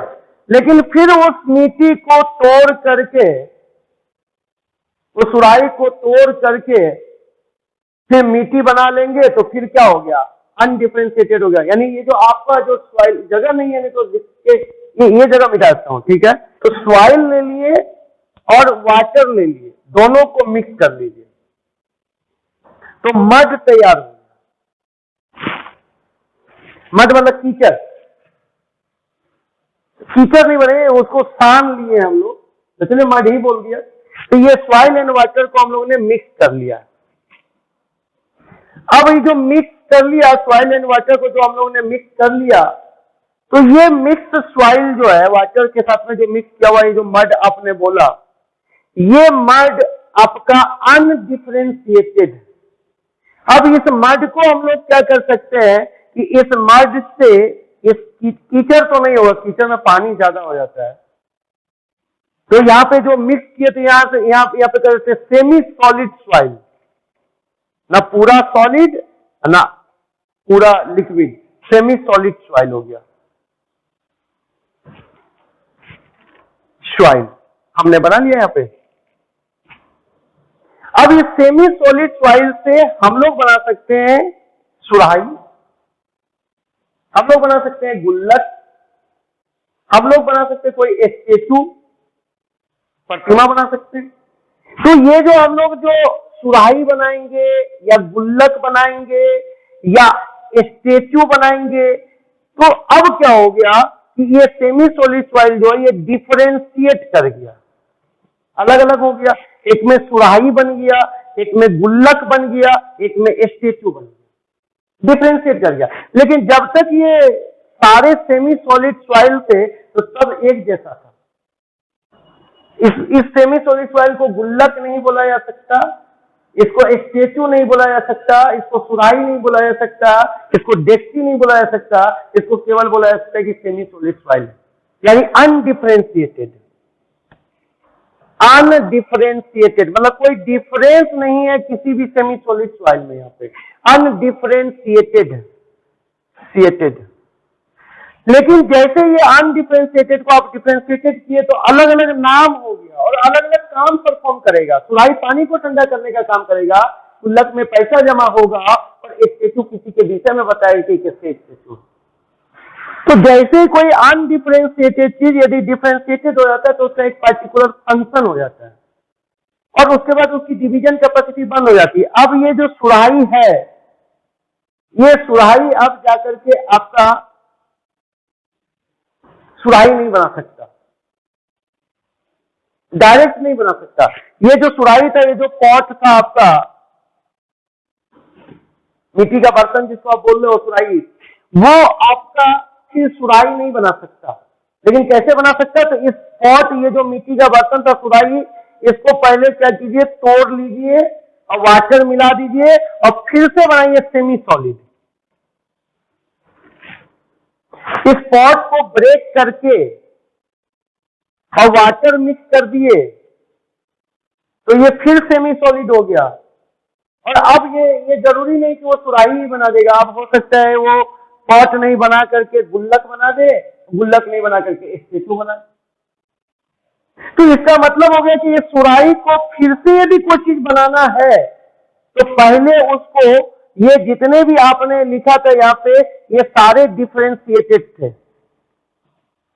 तो यदि किसी को भी मन होगा कि हम कोई दूसरा चीज बनाना चाहते हैं या फिर से कुछ बनाना चाहते हैं, तो वो पहले डिफरेंशिएटेड से क्या हो जाए, अनडिफरेंशिएटेड, और तब जाकर के फिर डिफरेंशिएटेड होकर के अलग अलग चीज बना सकता है। तो प्लांट के केस में ये, यानी सुराही को तोड़ करके उसमें पानी डाल करके मड बना ले, और फिर उस मड से हम चाहेंगे तो कोई दूसरा चीज भी बना सकते हैं, या वो जो था वो भी बना सकते हैं। लेकिन पहले तोड़ना पड़ेगा, उसको अनडिफरेंशिएटेड करना पड़ेगा। ये जो सेमी सॉलिड सॉइल है ये अनडिफरेंशिएटेड है, कुछ भी बन सकता है, कोई भी चीज से बनाया जा सकता है। लेकिन ये जो आपका पोट है, सुराही, गुल्लक है, और ये जो आपका स्टेचू है, ये डिफरेंशिएटेड है, अलग अलग नाम से जाना जा रहा है। तो ये अभी अब किसी चीज का फॉर्मेशन नहीं कर सकता, ये डिवाइड नहीं कर सकता। यदि इसको फिर से किसी चीज का फॉर्मेशन करना है तो फिर से उसको डिफरेंशिएटेड से क्या होना होगा, अनडिफरेंट, यानी सबको तोड़ करके ये मड बना दीजिए, तब फिर वो डिफरेंशिएटेड हो सकता है अलग अलग फॉर्मेट पे, कोई डाउट नहीं है। तो वही काम है प्लांट का सेल का। प्लांट का सेल हमेशा अनडिफरेंशिएटेड होगा तभी डिवाइड करेगा, एनिमल सेल भी अनडिफरेंशिएटेड होगा तो ही डिवाइड करेगा, यानी अनडिफरेंशिएटेड सेल ही डिवाइड करता है। ये जो कैलस है ये ग्रुप ऑफ दी क्या है, तो अनडिफरेंशिएटेड सेल है, और ये जो अनडिफरेंशिएटेड सेल होता है वही है मेरिस्टेम, क्योंकि मेरिस्टेम हमेशा डिवाइड करता है। तो ये वाला जो केस बोला ना कि इसको तोड़ करके फिर से ऐसे बना देंगे, तो ये वाला अनडिफरेंशिएटेड से डिफरेंशिएटेड प्लांट और एनिमल दोनों में होता है, लेकिन डिफरेंशिएटेड से अनडिफरेंशिएटेड केवल प्लांट में होता है।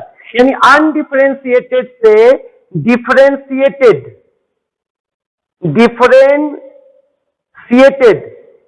आपका डिफरेंशिएटेड, ये जो आपका अनडिफरेंशिएटेड सेल से डिफरेंशिएटेड सेल का फॉर्मेशन, ये एनिमल एंड प्लांट दोनों में होता है। क्लियर हो गया? तो ऐसे कर देते तो आपको एकदम क्लियर हो गया, एक डाटा भी दिमाग में आ गया। यहां पे ऐसे कर दीजिए कि अनडिफरेंशिएटेड सेल जो है एनिमल और प्लांट में डिफरेंशिएट हो सकता है, यानी अनडिफरेंशिएटेड सेल जो है वो डिफरेंशिएट होकर के, यानी अनडिफरेंशिएटेड सेल में डिफरेंशिएशन चल सकता है, किसमें, प्लांट में भी और एनिमल में भी। यानी अनडिफरेंशिएटेड सेल में डिफरेंशिएशन होकर के different part of the plant और different part of the animal, यानी different form of the plant and different form of the animal का पार्ट बन सकता है। एनिमल में किडनी बन जाएगा, लीवर बन जाएगा, हार्ट बन जाएगा, ब्रेन बन जाएगा, सब अलग अलग फॉर्म है। प्लांट में लीफ बन जाएगा, रूट बन जाएगा, स्टेम बन जाएगा, उसके अंदर भी बहुत सारे सेल है, वो सब भी अलग अलग फॉर्म में, जाइलम फ्लोएम सब बन जाएगा, डिफरेंशिएटेड होकर बनेगी, अलग अलग फॉर्म डिफरेंशिएटेड होकर बने। हम लोग की उत्पत्ति एक जायगोट से हुई है, और ये जो जायगोट है ये पहले मेनी टाइम्स डिवाइड किया, और उस डिवीजन के बाद तब उसमें डिफरेंशिएशन हुआ तो किडनी, लीवर, हार्ट, ब्रेन बना है। और जब एक बार किडनी, लीवर, हार्ट, ब्रेन बन गया, यहां पे वो डिफरेंशिएटेड हो गया तो डिवीजन कैपेसिटी उसकी लॉस हो, ये हो गया। हाँ, फिर से यदि डिवीजन कैपेसिटी लाना होगा तो फिर से उसको अनडिफरेंशिएटेड करना होगा, ये हो गया। तो यहां पे क्या होता है कि जैसे लीवर बन गया तो लीवर का सेल डिवाइड कर सकता है, तो फिर वो क्या करेगा, अनडिफरेंशिएटेड, डिफरेंशिएटेड से क्या हो जाएगा, अनडिफरेंशिएटेड, तब डिवाइड करेगा, क्योंकि डिफरेंशिएटेड सेल कभी डिवाइड नहीं कर सकता। तो अनडिफरेंशिएटेड सेल कभी डिवाइड नहीं कर सकता। अनडिफरेंशिएटेड सेल डिफरेंशिएशन करेगा किसमें, प्लांट और एनिमल में, तो प्लांट का डिफरेंट पार्ट बनाएगा और एनिमल का डिफरेंट पार्ट बनाएगा। डिफरेंशिएशन से डिफरेंट पार्ट बनता है। तो एनिमल में जो डिफरेंट पार्ट होगा वो किडनी होगा, लीवर होगा, हार्ट होगा, ब्रेन होगा, जो भी आप जान रहे हो कि अलग अलग टाइप का। प्लांट में डिफरेंट पार्ट होगा तो लीफ होगा, रूट होगा, स्टेम होगा, ये हो सकता है। और फिर यदि वो चाह रहा है कि हम डिफरेंशिएटेड हैं लेकिन डिवाइड करने का फिर वो कोशिश करेगा, तो फिर उसको क्या होना होगा, डिफरेंशिएटेड से अनडिफरेंशिएटेड। कोई डाउट नहीं है। तो यहां पे क्या होगा कि क्लियर, एकदम क्लियर करिएगा। तो ये जो आपका केलस है ये group of the undifferentiated cell है। बस एक ही चीज को समझाने के लिए इतना बात बोला जो कि आपको रिप्रोडक्शन में हम पढ़ा रखते हैं। क्लियर?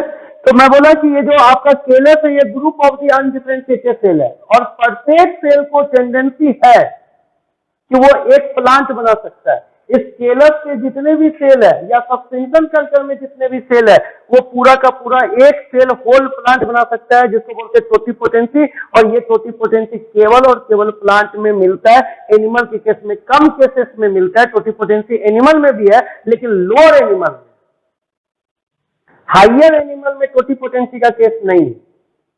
लोअर एनिमल के केस में हाइड्रा वगैरह जो सिलेंटेटा के अंदर आता है उसके पास में टोटिपोटेंसी है कि एक सेल को कैपेसिटी है कि पूरा का पूरा ऑर्गेनिज्म बना सकता है। क्लियर हो गया?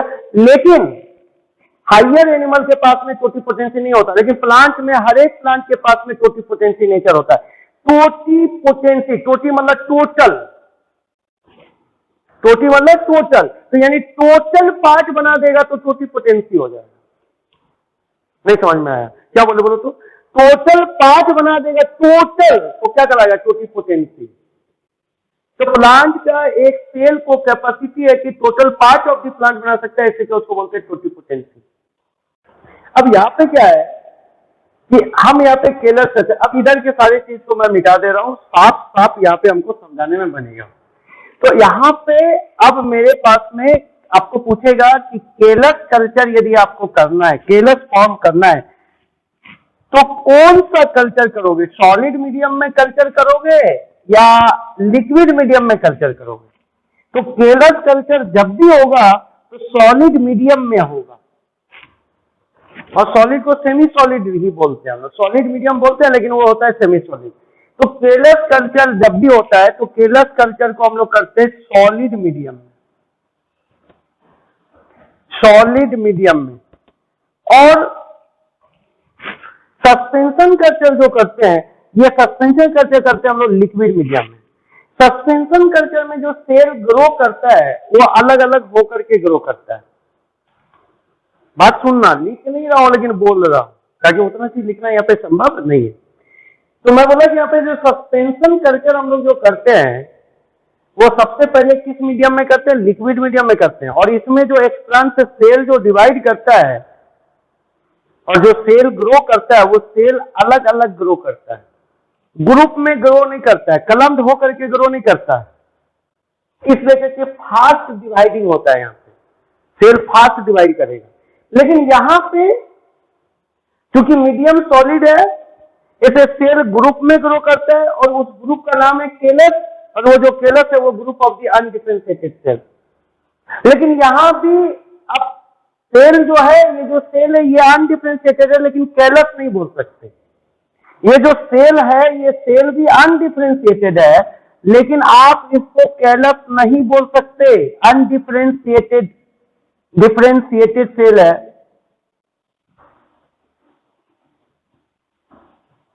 अनडिफरेंशिएटेड सेल है लेकिन आप इसको केलस नहीं बोल सकते।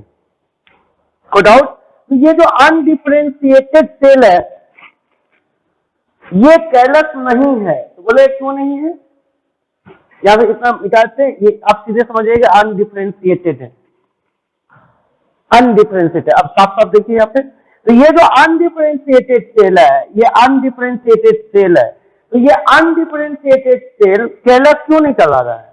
क्योंकि ग्रुप में नहीं है, कलम्ड नहीं है, इसलिए करके ये केलस नहीं करा रहा है। और ये केलस क्यों कहला रहा है? क्योंकि ग्रुप में है और अनडिफरेंशिएटेड सेल। कोई डाउट नहीं? एकदम क्लियर हो गया। अब यहां से मैं बोला कि इसमें भी जितने भी सेल होंगे प्रत्येक सेल को कैपेसिटी है कि total part of the plant बना सकता है, यानी टोटल पार्ट प्लांट का बना सकता है, यानी टोटिपोटेंसी शो करता है। और प्लांट के सेल टोटिपोटेंसी शो करते हैं, लेकिन एनिमल के केस में टोटिपोटेंसी शो नहीं होता है, केवल कुछ लोअर एनिमल्स होते हैं, उसमें भी कुछ लोअर एनिमल, कुछ बोल रहा हूं, कुछ लोअर एनिमल होते हैं जिसमें टोटिपोटेंसी होता है। इसलिए करके एक लाइन में भी बोला जाता है कि एनिमल में टोटिपोटेंसी होता है या नहीं होता है, तो नहीं होता है। टोटिपोटेंसी का मतलब होता है total part of the, totipotency का मतलब होता है, टोटिपोटेंसी का मतलब होता है क्या, तो total part of the plant बन जाना, टोटिपोटेंसी। क्लियर हो गया? तो ये जो टोटिपोटेंसी आपका है, ये टोटी से पकड़ना total part of the plant बनना चाहिए। तो प्लांट का एक cell total part of the plant बना देता है, इससे करके वो टोटिपोटेंसी शो करता है। एनिमल में लोअर एनिमल, हाइयर एनिमल कभी टोटिपोटेंसी शो नहीं करता है। तो ये जो टोटिपोटेंसी है, ये आपके प्लांट के केस में मिलता है। यानी सिंगल सेल टोटिपोटेंसी में क्या होता है, तो single cell able to form all part of organism.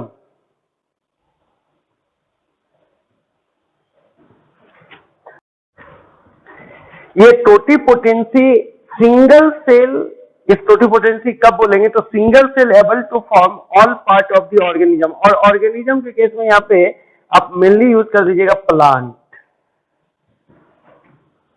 हो गया प्लांट। तो यहां पे क्या होगा कि जो टोटिपोटेंसी होता है, ये सिंगल सेल से पूरा होल ऑर्गेनिज्म बनाने की कैपेसिटी होती है, जो कि प्लांट के पास में होता है और लोअर एनिमल के केस में। क्लियर? अब यहां से हम लोग बात करते हैं कि इसी जगह से टर्म को तोड़ेंगे, तो इससे वाले ये कैलस में जितने भी सेल होंगे, तो सारा सेल एक एक प्लांट बना सकता है, और कैलस के जितने भी सेल है अनडिफरेंशिएटेड सेल। क्लियर हो गया? तो अब सुनिएगा हम लोग यहाँ पे करते क्या, इस जगह पे एकदम कॉन्सेप्ट को क्लियर कर लेते हैं, एकदम साफ सुथरा और कहीं से कोई दिक्कत नहीं होनी चाहिए। तो हम लोग करते क्या है कि अब डिफरेंट सॉलिड मीडियम बनाएंगे कॉनिकल फ्लास्क में। ये बना लिया डिफरेंट कॉनिकल फ्लास्क में सॉलिड मीडियम बना लिया, सब में सॉलिड मीडियम बना दिया, डिफरेंट कॉनिकल फ्लास्क में सॉलिड मीडियम बना दिया, सेम टाइप का सॉलिड मीडियम है, ये बना दिया। अब इसमें से क्या करेंगे कि एक एक सेल को निकालेंगे और एक एक कॉनिकल फ्लास्क में डाल देंगे। यहां पे एक सेल डाल दिया, जो आपको दिखेगा नहीं, क्योंकि सेल का जो प्लांट सेल है यूकैरियोटिक सेल है, तो यूकैरियोटिक सेल का जो आपका साइज होता है वो 100 माइक्रोमीटर होता है। प्रोकैरियोटिक सेल का जो साइज होता है 1 to 10 माइक्रोमीटर के अंदर होता है। तो 100 माइक्रोमीटर वाला जो साइज होता है वो हम लोग को विजिबल नहीं होता, तो हमको ये सेल नहीं दिखेगा। लेकिन सेल का ग्रुप यदि 100 मिल करके बन जाए तो एक साइज बड़ा हो गया उसका। ये कैलस आपको दिख रहा है, लेकिन कैलस में कितने सेल होंगे, सेल आपको नहीं दिखेगा। तो ये कैलस इसलिए दिखा कि सेल ग्रुप में आकर के एक बड़ा साइज का हो गया, जो कि आपके विजिबल में आ गया। तो ये ग्रुप दिख सकता, बैक्टीरिया नहीं दिखेगा, लेकिन बैक्टीरिया का कॉलोनी दिखेगा। यदि बहुत सारा बैक्टीरिया एक जगह पे आकर के कलम कर जाए तो वो कॉलोनी आपको विजिबल हो जाए। तो आप बैक्टीरिया नहीं देख रहे हैं, बैक्टीरिया का कॉलोनी देख रहे हैं, आप सेल नहीं देख रहे हो, सेल का ग्रुप कैलस देख रहे हो। तो इसमें से क्या करेंगे हम लोग, सेल को एक एक सेल को यहां से सेपरेट करके अलग अलग कॉनिकल फ्लास्क में डाल देंगे, अलग अलग कॉनिकल फ्लास्क में डाल देंगे। ये एक सेल का आपको दिख रहा है, लेकिन यहां दिखेगा नहीं आपको, तो एक एक सेल लेकर के आ गया। और उसके बाद इसमें मीडिया के कंपोजिशन को चेंज करके इस प्रत्येक सेल से हम लोग प्लांट का फॉर्मेशन करेंगे। तो ये जो आप छोटे से सेल को यहां से निकाल करके जो प्लांट का फॉर्मेशन करवा रहे हो, तो छोटे से सेल को निकाल करके तो छोटा सा सेल के लिए वर्ड लग जाएगा माइक्रो, और प्लांट बना रहे हो तो प्रोपागेशन। प्लांट यदि तुम बना रहे हो तो क्या कहलाएगा? प्रोपागेशन। तो माइक्रो प्रोपागेशन, प्रोपागेशन। कैसे याद किया? तो केलस के जो सेल होंगे, केलस में जो भी सेल होंगे वो छोटे छोटे साइज के होंगे, तो क्या कर दिया? माइक्रो। और उससे हम प्लांट डेवलप कराएंगे तो क्या हो गया? प्रोपागेशन। तो क्या हो गया? Micro propagation. कोई डाउट? ये क्लियर हो गया? ये क्लियर हो गया। तो यहां पे तो हमने आपको याद करने का तरीका दे दिया कि माइक्रो प्रोपागेशन अब कब बोलोगे। क्लियर? तो मैं बोला कि ये जो हमारा केलस तैयार हुआ है, तो इस केलस के पास में बहुत सारे सेल होंगे। क्लियर हो गया? प्रत्येक सेल को निकाल निकाल के आप अलग अलग कॉनिकल फ्लास्क में एक प्लांट का डेवलपमेंट करा सकते हो। क्लियर? तो 1000 ऑफ द कॉनिकल फ्लास्क आप ले लोगे, 1000 ऑफ द कॉनिकल फ्लास्क यहाँ पे तुम ले लोगे, कॉनिकल फ्लास्क ले लोगे, और ये 1000 ऑफ द कॉनिकल फ्लास्क में इस केलस से 1000 सेल को डाल करके प्लांट का फॉर्मेशन कर सकते हो। और ये जो प्लांट का फॉर्मेशन होगा 1000 कॉनिकल फ्लास्क में, ये शॉर्ट इंटरवल में हो जाएगा, बहुत कम समय में हो जाएगा। तो शॉर्ट इंटरवल में जो 1000 ऑफ दी जो प्लांट तुम ग्रो करा देते हो, तो उसका ही नाम है माइक्रो प्रोपागेशन। लेकिन याद रखने का तरीका मैं कैसे बोला कि आप यहाँ पे केलस के सेल को लेते हो, तो केलस में जो सेल होगा उसका साइज क्या होगा? तो सेल का साइज छोटा होता है, तुम यहाँ सेल लेकर के ही काम करते हो, तो सेल का साइज क्या होता है? तो छोटा होता है, तो इससे क्या माइक्रो लगा दिया, और उससे प्लांट डेवलप कराते हैं, तो इससे क्या? प्रोपागेशन। लेकिन माइक्रो प्रोपागेशन का रियल मीनिंग हो गया शॉर्ट इंटरवल ऑफ टाइम में large number of the plant को प्रोड्यूस कर देना with the help of the tissue culture.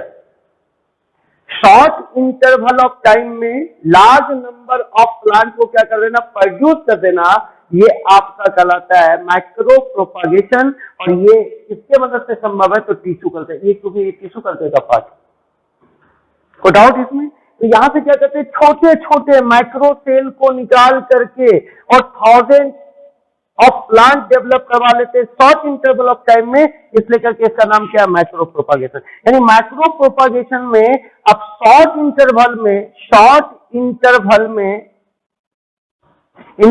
में अब 1000 ऑफ प्लांट डेवलप करा लेते हैं, 1000 प्लांट्स डेवलप करा लेते हैं, प्लांट्स को डेवलप करवा लेते हैं। शॉर्ट इंटरवल ऑफ टाइम में 1000 प्लांट या 1000 से भी ज्यादा प्लांट को आप डेवलप यदि करवा लेते हो, तो वो क्या कहलाता है? Micro propagation. कैसे होता है ये आपको समझा दिया कि केलस में बहुत सारे 1000 मिलियन ट्रिलियन सेल्स है, 1000 भी सेल्स है, मिलियन सेल्स है। तो यहाँ पे क्या होगा कि प्रत्येक सेल को निकाल करके हम लोग कॉनिकल फ्लास्क में डालेंगे, और प्रत्येक कॉनिकल फ्लास्क में जो एक एक सेल जाएगा तो उससे एक एक प्लांट डेवलप होगा, और टिश्यू कल्चर में फास्ट आपका क्या होता है? प्लांट का डेवलपमेंट होता है। क्लियर हो गया? तो यहाँ पे हम लोग कम समय में ज्यादा से ज्यादा प्लांट डेवलप करा देते हैं, इसी को हम लोग बोलते हैं माइक्रो प्रोपागेशन। इसको ऐसे पकड़ोगे, माइक्रो मतलब हो जाएगा छोटा, तो जो यहाँ से केलस का सेल निकालेंगे वो छोटा होगा, और उससे जो प्लांट बनेगा वो कहलाएगा प्रोपागेशन, तो माइक्रो प्रोपागेशन। और यहाँ पे बहुत सारे सेल होंगे, तो बहुत सारे सेल को निकाल करके हम लोग प्लांट बना देंगे, और ये कम समय में होगा, इसलिए कि वर्ड पड़ गया माइक्रो प्रोपागेशन। और किस कल्चर से संभव है? तो टिश्यू कल्चर से संभव है। अब ये सेल कैसे प्लांट में डेवलप करेगा? क्लियर हो गया? ये सेल कैसे प्लांट में डेवलप करेगा? तो ध्यान से देखिएगा। अभी ये सेल है, अभी ये एक सेल है जो कि हम लोगों ने केलस से लाया है या सस्पेंशन कल्चर से लाया है। ये अभी आपका सेल है, ये सेल या तो केलस का हो सकता है, ये जो सेल आपका है, ये सेल जो है आप ला सकते हो कहां से? केलस से, या नहीं तो सस्पेंशन कल्चर का सेल ला सकते हो। दोनों अनडिफरेंशिएटेड सेल है, ये अनडिफरेंशिएटेड सेल, कोई डाउट नहीं। ये अभी आपका अनडिफरेंशिएटेड सेल, अनडिफरेंशिएटेड सेल। अब ये जो अनडिफरेंशिएटेड सेल है, इसको हमको प्लांट में ले आना है। क्लियर हो गया? तो आप क्या करोगे, इसमें पहले सूट डेवलप करो, सूट डेवलप करना। डेवलप हम लोग कर रहे हैं सूट। क्या डेवलप कर रहे हैं? सूट डेवलप कर रहे हैं। सूट होता है एरियल पार्ट, जो पार्ट जमीन के ऊपर होगा प्लांट को, उसको सूट बोलेंगे। और रूट किसको बोलेंगे? जो जमीन के नीचे रहेगा। तो इस मीडियम के ऊपर जो चीज आएगा वो क्या कहलाएगा? सूट। और इस मीडियम के नीचे जो चीज आएगा वो क्या कहलाएगा? रूट। क्लियर हो गया? सूट एंड रूट क्या होता है? तो हम पहले सूट डेवलप करेंगे। तो ध्यान से सुनना, दो तरह का रेगुलेटर लिए थे, एक ऑक्सिन और एक लिए थे साइटोकाइनिन। साइटोकाइनिन। नए बच्चे के लिए मैं बता रहा हूं कि यदि आप ऑक्सिन मीडियम में, यदि ऑक्सिन को लिखूंगा ए से और साइटोकाइनिन को लिखूंगा सी से, यदि आप मीडियम में ऑक्सिन और साइटोकाइनिन दोनों बराबर अमाउंट में लोगे तो उसका रेशियो 1 हो जाएगा। रेशियो क्या होगा? 1। तो कैलस का फॉर्मेशन होगा, कैलस। यानी ये जो कैलस यहाँ पे बना है, ये कैलस तब बना होगा जब इस मीडियम में ऑक्सिन और साइटोकाइनिन सेम अमाउंट में होगा। क्लियर हो गया? मीडियम बनाना आपको सिखाया था। और यदि auxin by cytokinin ratio greater than 1 है, अब बताइएगा मेरे को, ग्रेटर देन 1 का मतलब क्या हो गया? कि ऑक्सिन ज्यादा होगा और साइटोकाइनिन कम होगा। साइटोकाइनिन कम होगा और ऑक्सिन ज्यादा होगा, तो ज्यादा में कम से डिवाइड करो तो वैल्यू 1 से ज्यादा ही आएगा। तो यहाँ पे ऑक्सिन ज्यादा होगा और साइटोकाइनिन क्या होगा? कम, इसलिए कि ग्रेटर देन 1 वैल्यू हो गया। तो ऑक्सिन जैसे ज्यादा होगा तो ऑक्सिन रूट का फॉर्मेशन करता है, तो ऑक्सिन से रूट हो गया।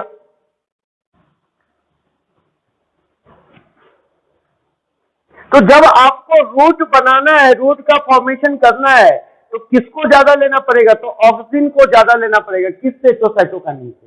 और यदि केलस बनाना है तो क्या करना पड़ेगा? ऑक्सिन और साइटोकाइनिन इक्वल अमाउंट में लेना होगा, यानी दोनों बराबर होना चाहिए। कोई डाउट है? और यदि आप auxin by cytokinin ratio less than 1 कर दिए तो इसका मतलब ऊपर वाला वैल्यू कम है और नीचे वाला वैल्यू ज्यादा है। तो बड़ा चीज से यदि छोटे चीज को डिवाइड करोगे तो उसका वैल्यू 1 से कम ही आएगा। 2 को 4 से डिवाइड करोगे तो उसका वैल्यू 1 से कम ही आएगा, लेकिन 4 को 2 से डिवाइड करोगे तो वैल्यू 1 से ज्यादा ही आएगा। क्लियर हो गया? तो यहां पे क्या हो गया कि ये आपका ऑक्सिन कम है और साइटोकाइनिन ज्यादा है, तो इस कंडीशन में क्या बनेगा? तो सूट का फॉर्मेशन होगा, सूट फॉर्मेशन। तो ऐसे याद रखना, सूट लगता है सी लग रहा है, सूट, ठीक। और ऑक्सिन से हो जाएगा रूट, तो ऑक्सिन बनाएगा रूट और साइटोकाइनिन बनाएगा सूट। तो यहां पे मेरे को बताओ बच्चे कि मैं इस सेल में सूट डेवलप कराना चाहता हूं, डेवलप करना चाहता हूं क्या? सूट। तो इस तीनों में से कौन सा कॉम्बिनेशन लेना होगा? इस कॉम्बिनेशन को 1 बोल दिया, इसको 2 बोल दिया, इसको 3 बोल दिया, तो कौन सा कॉम्बिनेशन? फिर पूछ रहा हूं आपसे, नहीं दिख रहा है? तो ये दिख रहा है, ये क्लियर हो गया। मैं यहाँ पे बोला कि ये आपका, ये जो ऊपर वाला हो गया ये 1 नंबर हो गया, ये जो ब्लू से ये जो लिखा अभी ये वाला 2 नंबर हो गया, और ये वाला 3 नंबर हो गया। ये 3 यहाँ पे दिख रहा होगा, क्लियर? ये 2 है, ये भी दिख रहा होगा 2। अच्छा, ये जो है इसका नंबरिंग क्या? 1। आपसे क्वेश्चन पूछने के लिए कर रहा हूं, क्लियर हो गया? तो ये जो 1 में A/C लेस देन 1 है तो सूट फॉर्मेशन हो रहा है या सूट का डेवलपमेंट हो रहा है? सूट बन रहा है। और A और C दोनों बराबर है, इक्वल टू 1 हो गया, तो इससे केलस बनता है। और A ज्यादा है यानी ऑक्सिन ज्यादा है और साइटोकाइनिन कम है, तो ये वैल्यू जो हो जाएगा ये ग्रेटर देन 1 हो जाएगा और इससे रूट का फॉर्मेशन होता है। तो मेरे को यहाँ पे इस सेल में डेवलप कराना है क्या? तो सूट। तो ये जो सूट डेवलप कराना है तो इसमें से 1, 2 और 3 में से कौन सा लेना पड़ेगा? तो 1 लेना पड़ेगा, क्योंकि वन लोगे तो साइटोकाइनिन क्या होगा, ज्यादा, और साइटोकाइनिन ज्यादा होगा तो क्या डेवलप करेगा, सूट का फॉर्मेशन होगा। ये हो गया। तो यहां पे क्या हो गया कि इस मीडियम में अभी हमने क्या कर रखा है कि ऑक्सिन बाय साइटोकाइनिन ये आप कर रखे हो लेस देन 1, तो सूट डेवलप कर जाएगा लेस देन 1। तो अब यहां पे क्या होगा, इस कॉनिकल फ्लस्क में आपका क्या कर गया, इस सूट डेवलप कर गया, इस कॉनिकल फ्लस्क में इस सेल से सूट डेवलप कर गया, लेकिन रूट नहीं आया। अब इसमें क्या करेंगे, ये जो सूट डेवलप कर गया लेकिन रूट नहीं आया, तो प्लांट नहीं हुआ ये अभी ये केवल सूट आया, ये सूट हो गया, सूट। अब मेरे को रूट डेवलप कराना है, तो रूट डेवलप करने के लिए कौन ज्यादा होना चाहिए, तो ऑक्सीजन ज्यादा होना चाहिए। तो अब इसमें ऑक्सीजन डाल देंगे बाहर से, मीडिया में ऑक्सीजन पुट कर देंगे। तो ऑक्सीजन जैसे मीडिया में पुट करेंगे कि अब oxygen by cytokinin ratio greater than 1 हो जाएगा, और जैसे ग्रेटर देन 1 होगा तो रूट डेवलप कर जाएगा, रूट, तो इसमें रूट आ जाएगा। अब ये पूरा का पूरा एक प्लांट बन गया। अब इस प्लांट को क्या करना पड़ेगा, इस प्लांट को, ये जो प्लांट आपका बना है इसको प्लांटलेट बोलेंगे, क्योंकि इस ग्रुप ऑफ द सेल से आपने बनाया, तो ये जो प्लांटलेट आपका बना है इस प्लांट को अब हार्डनिंग करेंगे। हार्डनिंग इसलिए करेंगे ताकि ये इस प्लांट को जब हम लोग एग्रीकल्चर फील्ड में लगाएं तो वहां पे इसको कोई दिक्कत नहीं हो। अभी इस प्लांट को सब कुछ बैठ के खाने का आदत पड़ गया है, बैठ के खाने का आदत है इसको, सब कुछ बनाया हुआ सोर्स आप दिए, ऑक्सीजन भी बना करके दिया हुआ है, साइटोकाइनिन भी बना के दिए हो, विटामिन भी बना हुआ दिए हो। ये प्लांट ना विटामिन बनाया है, ना ऑक्सीजन बनाया है, ना साइटोकाइनिन बनाया है, कुछ नहीं बनाया, सब रेडीमेड इसको मिल रहा है। जैसे आप अपने आप को भी सोच सकते हैं, अपने आप को ये सोच सकते हैं कि अभी पिताजी बेचारा कितना मेहनत करके और आपको पढ़ने के लिए पैसा दे रहे हैं, आपके पीछे वो मेहनत कर रहे हैं, तो आपको लग रहा है कि ये तो आसान काम, लेकिन वो कितना मेहनत कर रहे हैं ये आप नहीं समझ रहे हैं उस बात को। तो मेहनत कर रहे हैं तो वो आपको प्यार से समझा रहे हैं कि बच्चे पढ़िए, अच्छे से कुछ करिए, डॉक्टर बनिए, इंजीनियर बनिए, प्रोफेसर बनिए, लेकिन कुछ अच्छा करिए, कुछ अच्छा बनिए। तो प्यार से बहुत बच्चा होता है कि प्यार से समझ जाता है, और बहुत बच्चा क्या होता है कि जब लात जूता पड़ता है, जब गार्जियन 10 बात बोलते हैं, 2 लात मारे ही थे अभी यहाँ पे, मार लात हुआ था अभी तुरंत मेज के केस में 2000 ईस्वी में 2 गो एमिनो एसिड रीच कर दिए थे उसको, क्लियर हो गया। तो उसी तरीके से यहां भी बच्चे के केस में जब मार लात होता है तो कुछ बच्चा क्या होता है कि कमाना शुरू करता है। तो चूंकि बैठ के खाने का आदत जब इंसान को हो जाता है तो वो कोशिश करता है कि बैठ के ही खाए, हम आराम से खाए। तो इस लेकर के गार्जियन का हार्ड होना भी बहुत जरूरी है, और उस हार्ड को बोलते हैं हार्ड लव। यानी आपके पेरेंट्स जो आपको गाली दे रहे हैं या मार लात लगा रहे हैं तो वो आपसे प्यार ही कर रहे हैं, उसको हार्ड लव बोला जाता है। वो आपके दुश्मन नहीं है, वो आपसे दुश्मनी नहीं निकाल रहे हैं, वो आपसे प्यार कर रहे हैं कि आपका करियर अच्छा हो जाए और भविष्य में आप अच्छे कर सकिए। उनसे आपसे उनको कोई लोभ नहीं है। तो आपको हार्डनिंग इसलिए कर रहे हैं, वो डांट फटकार इसलिए लगा रहे हैं, वो आपसे प्यार कर रहे हैं, इसको हार्ड लव बोलते हैं, वो इसलिए कर रहे हैं ताकि आपकी जिंदगी अच्छी हो जाए और आप जहां जाइए वहां अपने से कुछ कर पाइए, किसी बैसाखी की जरूरत नहीं पड़ी। बस वही बात है, ये प्लांट को चूंकि बैठ के खाने का आदत हो गया तो इस लेकर के इसका हार्डनिंग करना पड़ेगा।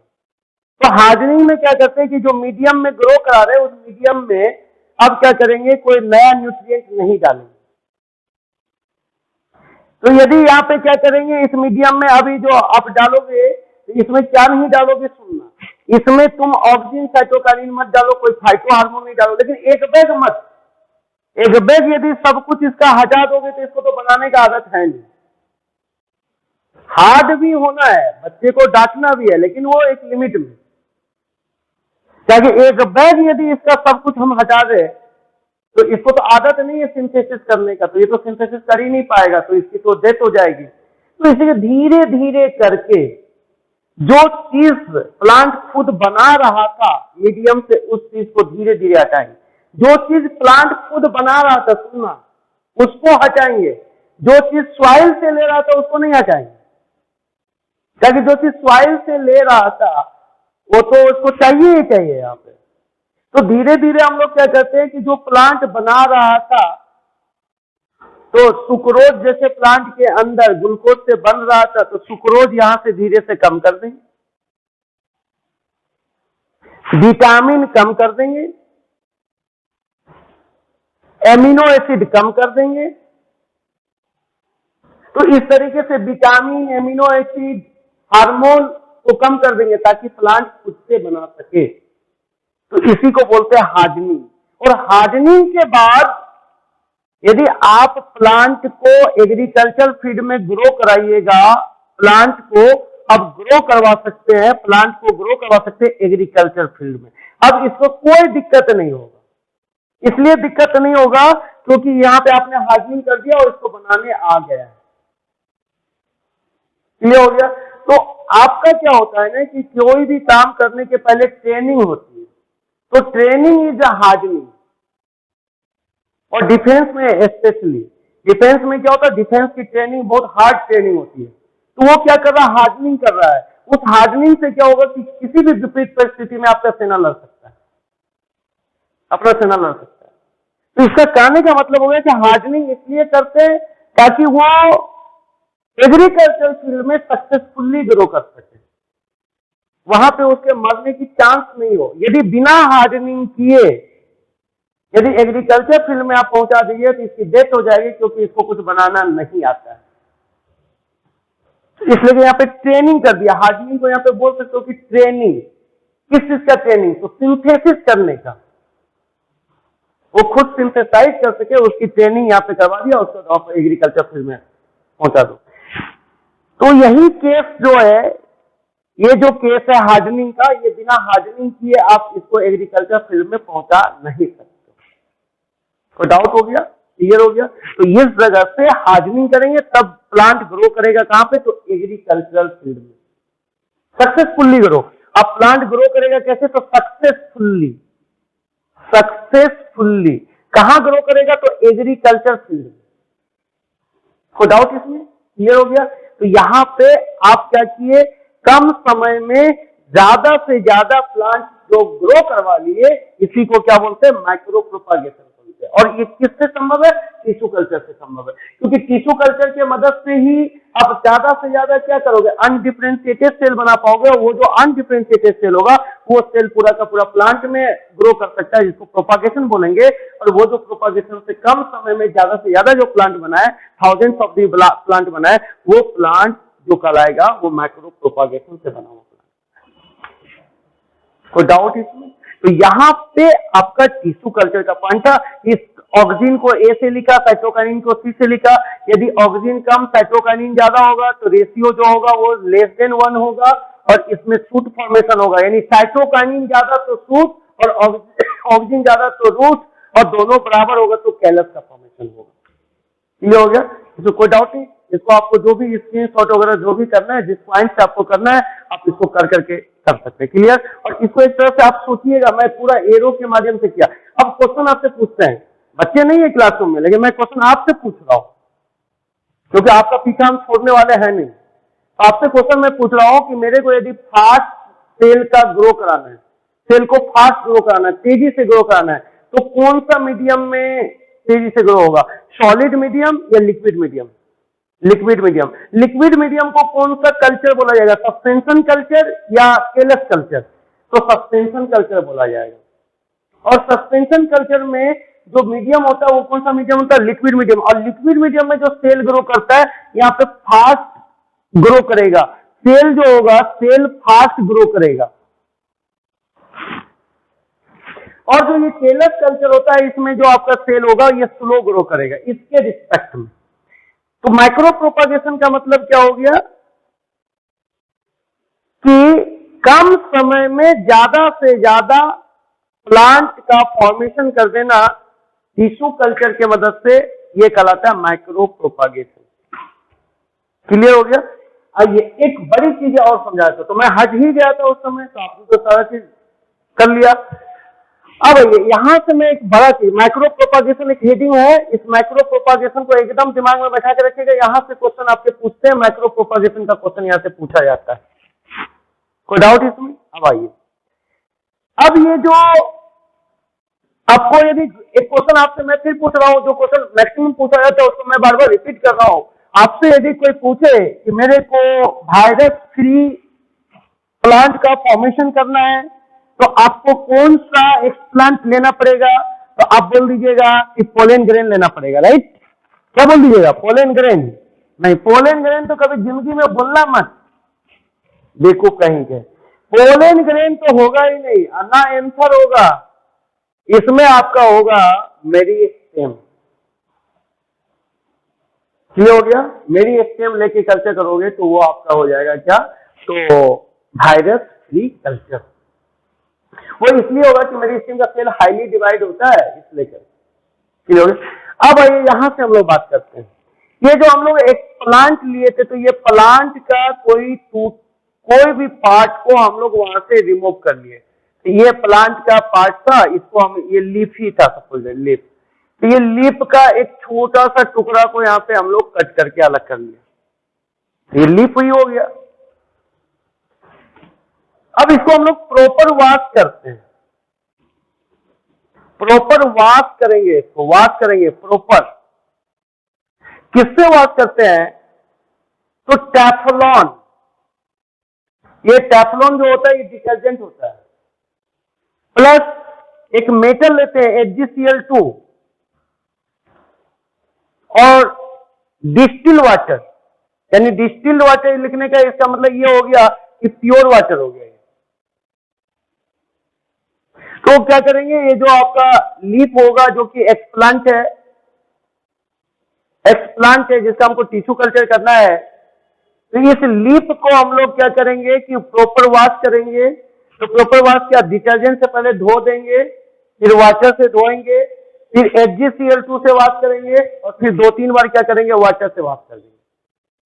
यदि तुम डिटर्जेंट है, सर्फ है सपोज, तो सर्फ से इसको धो दिए तो पता चला फेन रह गया, तो डिस्टिल वाटर से नहाओगे ना उसको, फिर पानी से साफ कर दिए, फिर HgCl2 से इसको वॉश किए। HgCl2 इसलिए यूज करते हैं कि उसमें जो भी बैक्टीरिया होगा, पैथोजन होगा, वो मर जाएगा। ये डिसइंफेक्टेंट का काम करता है। HgCl2 क्या करता है, डिसइंफेक्टेंट का काम करता है। तो उससे क्या कर दिए, वॉश किए, और फिर डिस्टिल वाटर से वॉश कर दिए। इस तरीके से पूरा मान सकते हो कि जो तुम्हारा एक्सप्लांट है ये पैथोजन फ्री हो गया, कंटामिनेट फ्री हो गया, यानी इसमें कोई कंटामिनेशन नहीं है। तो यानी ये आपका अब वॉश हो गया, और इसको हम लोग क्या करते हैं कि छोटे छोटे टुकड़े में काट लेते हैं और तब मीडिया में डालते हैं। तो यहां पे क्या होता है ना कि ये जो प्लांट, ये जो आप छोटा सा डाले एक प्लांट, तो इससे क्या हुआ कि डिवाइड करके एक सेल बना,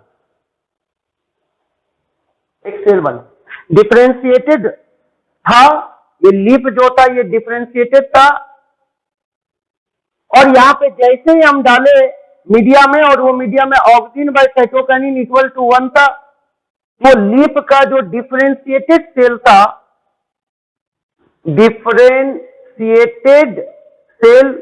डिफरेंशिएटेड सेल, आप इसको लीफ बोल पा रहे हो इसलिए करके क्योंकि ये डिफरेंशिएटेड, रूट बोल पा रहे हो डिफरेंट, लेकिन मेरिस्टेम उसका कोई प्रॉपर नाम नहीं हो, मेरिस्टेम वो अनडिफरेंशिएटेड है, उसको कोई ऑर्गेन नहीं बोल सकते हो कि ये फलाना चीज है, फलाना ऑर्गेन है, फलाना पार्ट है, प्लांट का नहीं, बस बोल सकते हो मेरिस्टेम। प्लांट का कोई पार्ट नहीं है वो, और लेकिन प्लांट का हर पार्ट बना सकता है वो। प्लांट का कोई पार्ट है नहीं, लेकिन प्लांट का हर एक पार्ट बना सकता है वो। क्लियर हो गया? तो यहां पे ये क्या हो गया कि जो डिफरेंशिएटेड सेल था लीफ, या जैसे oxygen by cytokinin equal to 1 हुआ, तो ये डिफरेंशिएटेड से, ये जो आपका डिफरेंशिएटेड था, मैं अब DIF कर दिया, आप समझ आना, डिफरेंशिएटेड था, तो ये डिफरेंशिएटेड से क्या हो गया, अनडिफरेंशिएटेड हो गया।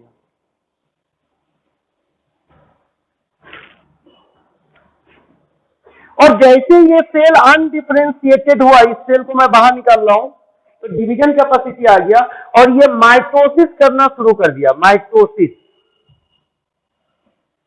और माइटोसिस सेवरल टाइम करके अपना नंबर क्या किया, ये बढ़ा लिया। और माइटोसिस से ये जितने भी सेल बनाया होगा, हर एक सेल आपका क्लोन होगा, प्रत्येक सेल क्या होगा, तो क्लोन होगा, क्योंकि माइटोसिस से क्लोन बनता है। तो ये जितने भी सेल होंगे सब 100% क्या होंगे, सिमिलर होंगे। क्लियर हो गया, 100% सिमिलर होगा, कोई डाउट इसमें नहीं। तो यहां पे क्या है कि ये जो सेल हो गया, ये सोमेटिक सेल हुआ। कौन सा सेल हुआ, सोमेटिक सेल। अब किसी सेल को मान लो कि कोई रेडिएशन एक्सपोज हो गया, या कोई म्यूटाजेन इस मीडियम में था, उस म्यूटाजेन के कारण वहां पे सेल में म्यूटेशन हो गया। तो इसका मतलब मान लीजिए कि सपोज इस सेल में म्यूटेशन हो गया, इस सेल में म्यूटेशन हो गया, इस सेल में, बाकी सब सेल सेम रह गया, किसी में म्यूटेशन नहीं हुआ। यदि म्यूटेशन नहीं होता तो जितने भी सेल इसमें बने हुए होते सब 100% जेनेटिकली सिमिलर होते, यानी क्लोन होते। लेकिन यहाँ पे चूंकि म्यूटेशन हो गया, तो इसलिए करके ये अदर सोमेटिक सेल से ये जो म्यूटेटेड सेल है ये डिफरेंट हो गया। तो ये जो म्यूटेटेड सेल है और ये जो नॉर्मल सेल है,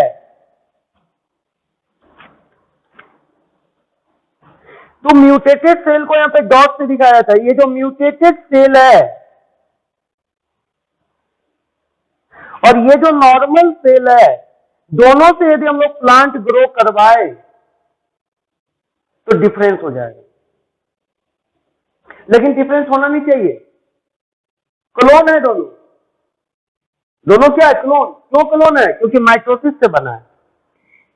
जो क्लोन है, ये भी सेल और नॉर्मल सेल दोनों आपस में क्लोन था, डिफरेंस नहीं होना चाहिए।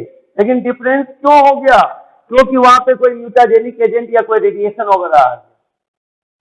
इसके कारण क्या हुआ, कुछ सेल में म्यूटेशन हो गया, उस क्लोन सेल में म्यूटेशन हो गया। तो उसके कारण जो म्यूटेशन हुआ, तो उस म्यूटेटेड सेल से जो प्लांट बनेगा, वो प्लांट नॉर्मल सेल में जो प्लांट बना है, ध्यान से देखिएगा, मैं थोड़ा सा डिफरेंस दिखा दे रहा हूं। इतना बड़ा डिफरेंस नहीं होगा कि इसका पत्ता स्क्वायर हो जाएगा, उसका पत्ता गोल होगा, इतना बड़ा डिफरेंस नहीं होगा, लेकिन दिखा रहा हूं कि ये जो म्यूटेटेड सेल से जो प्लांट बना, ये जो प्लांट बना, ये प्लांट और जो नॉर्मल सेल से जो प्लांट बना, उसमें आपस में डिफरेंस आ गया। और ये जो डिफरेंस आया, इसी को बोलते हैं सोमा क्लोनल वेरिएशन। क्योंकि सोमेटिक सेल का जो क्लोन था, उस क्लोन से जो हमने सेल डेवलप किया, कोई भी हमको केलस बोल दे तो हम बोल देंगे इसमें प्रत्येक सेल क्या है, सिमिलर है और क्लोन है। अब उसमें जब हम प्लांट लगाएंगे तो कुछ प्लांट यदि अलग नेचर का आएगा तो हम बोल देंगे कि ये सोमा क्लोनल वेरिएशन। मेरे से यदि कोई डायरेक्ट पूछे कि केलस में जितने भी सेल हैं तो सब हम बोलेंगे कि क्लोन है, केलस के प्रत्येक सेल क्लोन है। और प्रत्येक सेल यदि जेनेटिकली 100% क्लोन है तो प्रत्येक सेल से बना हुआ प्रत्येक प्लांट एक जैसा होना चाहिए, मॉर्फोलॉजिकली भी और फिजियोलॉजिकली भी, कोई चेंजिंग नहीं होना चाहिए। लेकिन यदि वो 1000 प्लांट जो हम लोग माइक्रो प्रोपागेशन से बनाए हैं और उसमें कोई भी प्लांट यदि डिफरेंट हो जाता है तो हम बोलेंगे वो सोमा क्लोनल वेरिएशन हो गया। नहीं समझ में आया, कौन सा वेरिएशन हो गया, तो सोमा क्लोनल वेरिएशन हो गया। क्यों, तो हम केलस का जो सेल है वो सोमेटिक सेल से बनाया हुआ सेल था और वो क्लोन था, और उससे जितने प्लांट बनने चाहिए थे क्लोन से प्रत्येक सेल से, सब एक जैसा बनना चाहिए, लेकिन उसमें वेरिएशन आ गया, इसलिए वो कहलाता है सोमा क्लोनल वेरिएशन। को डाउट, यहाँ पे ऐसे छोड़िएगा। तो ये जो आपका ये जो केलस के सेल से जो आपने प्लांट ग्रो कराया, या तो मैं म्यूटेशन दिखा दिया, ये तो दिखेगा नहीं ना आपको सेल में, तो आपको दिखा दिया ब्लैक से तब आपको दिख गया। लेकिन आप यदि इस प्रत्येक सेल को निकाल करके माइक्रो प्रोपागेशन करते तो इसका मतलब होता है कि आप यही इमेजिन करते कि जितने भी प्लांट आएंगे सब एक नेचर का आएगा। लेकिन उसमें यदि वेरिएशन आ गया तो कौन सा वेरिएशन कहलाएगा? तो सोमा कलोनल वेरिएशन कहलाएगा। तो ये जो डिफरेंट टाइप के जो प्लांट आए हैं आपके सोमेटिक सेल से, ये कहलाएगा सोमा कलोनल वेरिएशन। ये जो सोमा कलोनल वेरिएशन होगा, यहां पे आप सोमा से पकड़िएगा सोमेटिक सेल, तो सोमा से पकड़िएगा सोमेटिक सेल, सोमा से हो गया सोमेटिक सेल, और ये जो सोमेटिक सेल है ये आपस में क्लोन है। आपस में ऐसा जोड़ी नहीं कि हमारे बॉडी में जो सोमेटिक सेल है वो क्लोन होगा, ये जोड़ी नहीं है। लेकिन यहां पे जो सोमेटिक सेल है वो क्लोन है, क्योंकि केलस का सेल और अनडिफरेंशिएटेड, छोड़ दीजिए उससे अभी बड़ी बात, अनडिफरेंशिएटेड सेल। यहां पे जो सोमेटिक सेल है वो क्लोन है, जो कि 100% जेनेटिकली सिमिलर है, और अनडिफरेंशिएटेड सेल का ग्रुप था। क्लियर हो गया? तो अब ये जो सोमा क्लोन है, और क्लोन इसलिए बोले क्योंकि सिंगल सेल हमने लिया था और उसमें माइटोसिस से मेरा बहुत सारा सेल बना। तो जब सिंगल सेल से माइटोसिस से बहुत सारा सेल बना है तो वो आपस में क्लोन ही होगा, क्योंकि माइटोसिस जो है वो क्लोन बनाता है। यहां क्लोन, सोमेटिक सेल क्लोन क्यों बोल रहे हैं? क्योंकि सिंगल सेल से बहुत सारा सोमेटिक सेल बना है, इसलिए करके वो आपस में क्लोन होगा, क्योंकि माइटोसिस से क्लोन आता है, मियोसिस से कभी क्लोन नहीं आता। तो इसका मतलब ये हो गया कि जो हमारा जितने भी केलस में सेल होंगे सब माइटोसिस से बना है, इसलिए सब आपस में क्लोन होगा। और क्लोन यदि होगा तो उससे जितने भी सेल हैं उस सेल से प्लांट बनना चाहिए, तो सब 100% सिमिलर। लेकिन उस प्लांट में यदि डिफरेंस है तो ये क्या कहलाएगा? Soma clonal variation. को डाउट? तो सोमेटिक सेल के क्लोन से जब प्लांट डेवलप किया जाए और उस प्लांट में यदि डिफरेंस आ जाए तो ये क्या कहलाता है? Soma clonal variation. उम्मीद करते हैं आपका क्लियर हो गया होगा। तो सोमा से पकड़ना सोमेटिक, क्लोनल से पकड़ना कि क्लोन है। और कभी भी क्लोन बोलोगे तो एक सेल हो ही नहीं सकता, एक से ज्यादा सेल होगा, क्योंकि सिंगल चीज को क्लोन नहीं बोल, क्लोन मतलब होता है कॉपी जुर्मा। जैसे ये पेन मेरा, ये ब्लैक जो पेन मेरा है ये क्लोन है, तो इसका मतलब क्या होगा कि अकेले इसको नहीं बोल सकते ये क्लोन है जब तक कि इसके सामने इसके जैसा हूबहू चीज नहीं आ जाए। तो इसका मतलब यहाँ पे हो गया कि सोमा मतलब सोमेटिक हो गया, तो सोमेटिक सेल का क्लोन है। तो सोमेटिक सेल के क्लोन से जो प्लांट आपने डेवलप कराया उसमें जो वेरिएशन आ गया, उसमें जो अंतर आ गया, आना नहीं चाहिए था वर्ड के हिसाब से, क्योंकि क्लोन से जो बनेगा वो 100% सिमिलर होगा, तो वो प्लांट में डिफरेंस नहीं आना चाहिए। जो आ गया वही कहलाता है सोमा क्लोनल वेरिएशन। वेरिएशन का मतलब होता है डिफरेंस। उम्मीद करते हैं कि बड़ा क्लियर आपका हो गया हो। अब आगे चले, यहाँ पे आगे चलिए। अब ये हो गया सोमा क्लोनल वेरिएशन की भी बात हो गई, माइक्रो प्रोपागेशन की बात हो गई। दो पॉइंट को बड़ा इंपॉर्टेंट दे करके आप पढ़िएगा, micropropagation and somaclonal variation. Somatic cell जो क्लोन के रूप में है उससे जो प्लांट बनाएंगे उसमें जो वेरिएशन होगा वो सोमा क्लोनल वेरिएशन। कम समय में ज्यादा से ज्यादा प्लांट टिश्यू कल्चर के मदद से जो बना देंगे वो माइक्रो प्रोपागेशन होगा, और वो टिश्यू कल्चर से ही संभव है। या तो केलस टिश्यू कल्चर कर दो या नहीं तो आप क्या कर दो, सस्पेंशन कल्चर कर दो, दोनों से आपका हो जाएगा। क्लियर हो गया? अब आइए नेक्स्ट, ये अभी था सोमा क्लोनल वेरिएशन। मैं जो वर्ड बोल रहा हूँ उस वर्ड को आप एकदम क्लियर करिएगा। सोमा क्लोनल वेरिएशन और माइक्रो प्रोपागेशन, इस दोनों को एकदम पकड़ के चलना है, और इसी दोनों पे आपका बेस्ड हो जाएगा क्वेश्चन। इसी से क्वेश्चन पूछा जाता है और इससे ही आपका क्वेश्चन डील भी होता है। यहाँ पे आइए, अब मैं यहाँ पे साइंटिस्ट नहीं बोला, एनटीए वाले कुछ साइंटिस्ट ज्यादा पूछ रहे हैं, लेकिन नीट में उतना साइंटिस्ट नहीं आएगा तो उतना प्रेशर अभी बनाने की जरूरत नहीं है। लेकिन एनटीए का टेस्ट जो आ रहा है, जो वो आपका ऐप के मदद से ले रहा है टेस्ट सीरीज, आप उसको जरूर दीजिए। उसमें क्या है, नीचे सोल्यूशन भी है और आंसर भी, फिजिक्स केमिस्ट्री बायोलॉजी तीनों का। तो आपसे जो बन गया वो तो अच्छा है, जो नहीं बना तो उसका कम से कम एक बार देख लीजिएगा तो आंसर भी याद होता है। कभी कभी होता है डायरेक्ट भी आ जाएगा, हो सकता है नया चीज शुरू किया है तो हो सकता है कि वो डायरेक्ट आ जाए। और रूम में बैठ के करिए क्या, तो आपसे बन गया तो ठीक है, नहीं बना तो भी कोई बात नहीं है, नीचे में आंसर भी है और सोल्यूशन भी उसका। और साइंटिस्ट के नाम पे जो मेरा पढ़ाने का पैटर्न था, जो मैं आपको पढ़ाता था, आप बस उसी पैटर्न को दिमाग में रख करके ज्यादातर कोशिश कीजिएगा कि जो मैं पैटर्न पे बोलता था आपको उसको फोकस करके पकड़ के रखिएगा, उस टाइप का क्वेश्चन का आंसर होगा।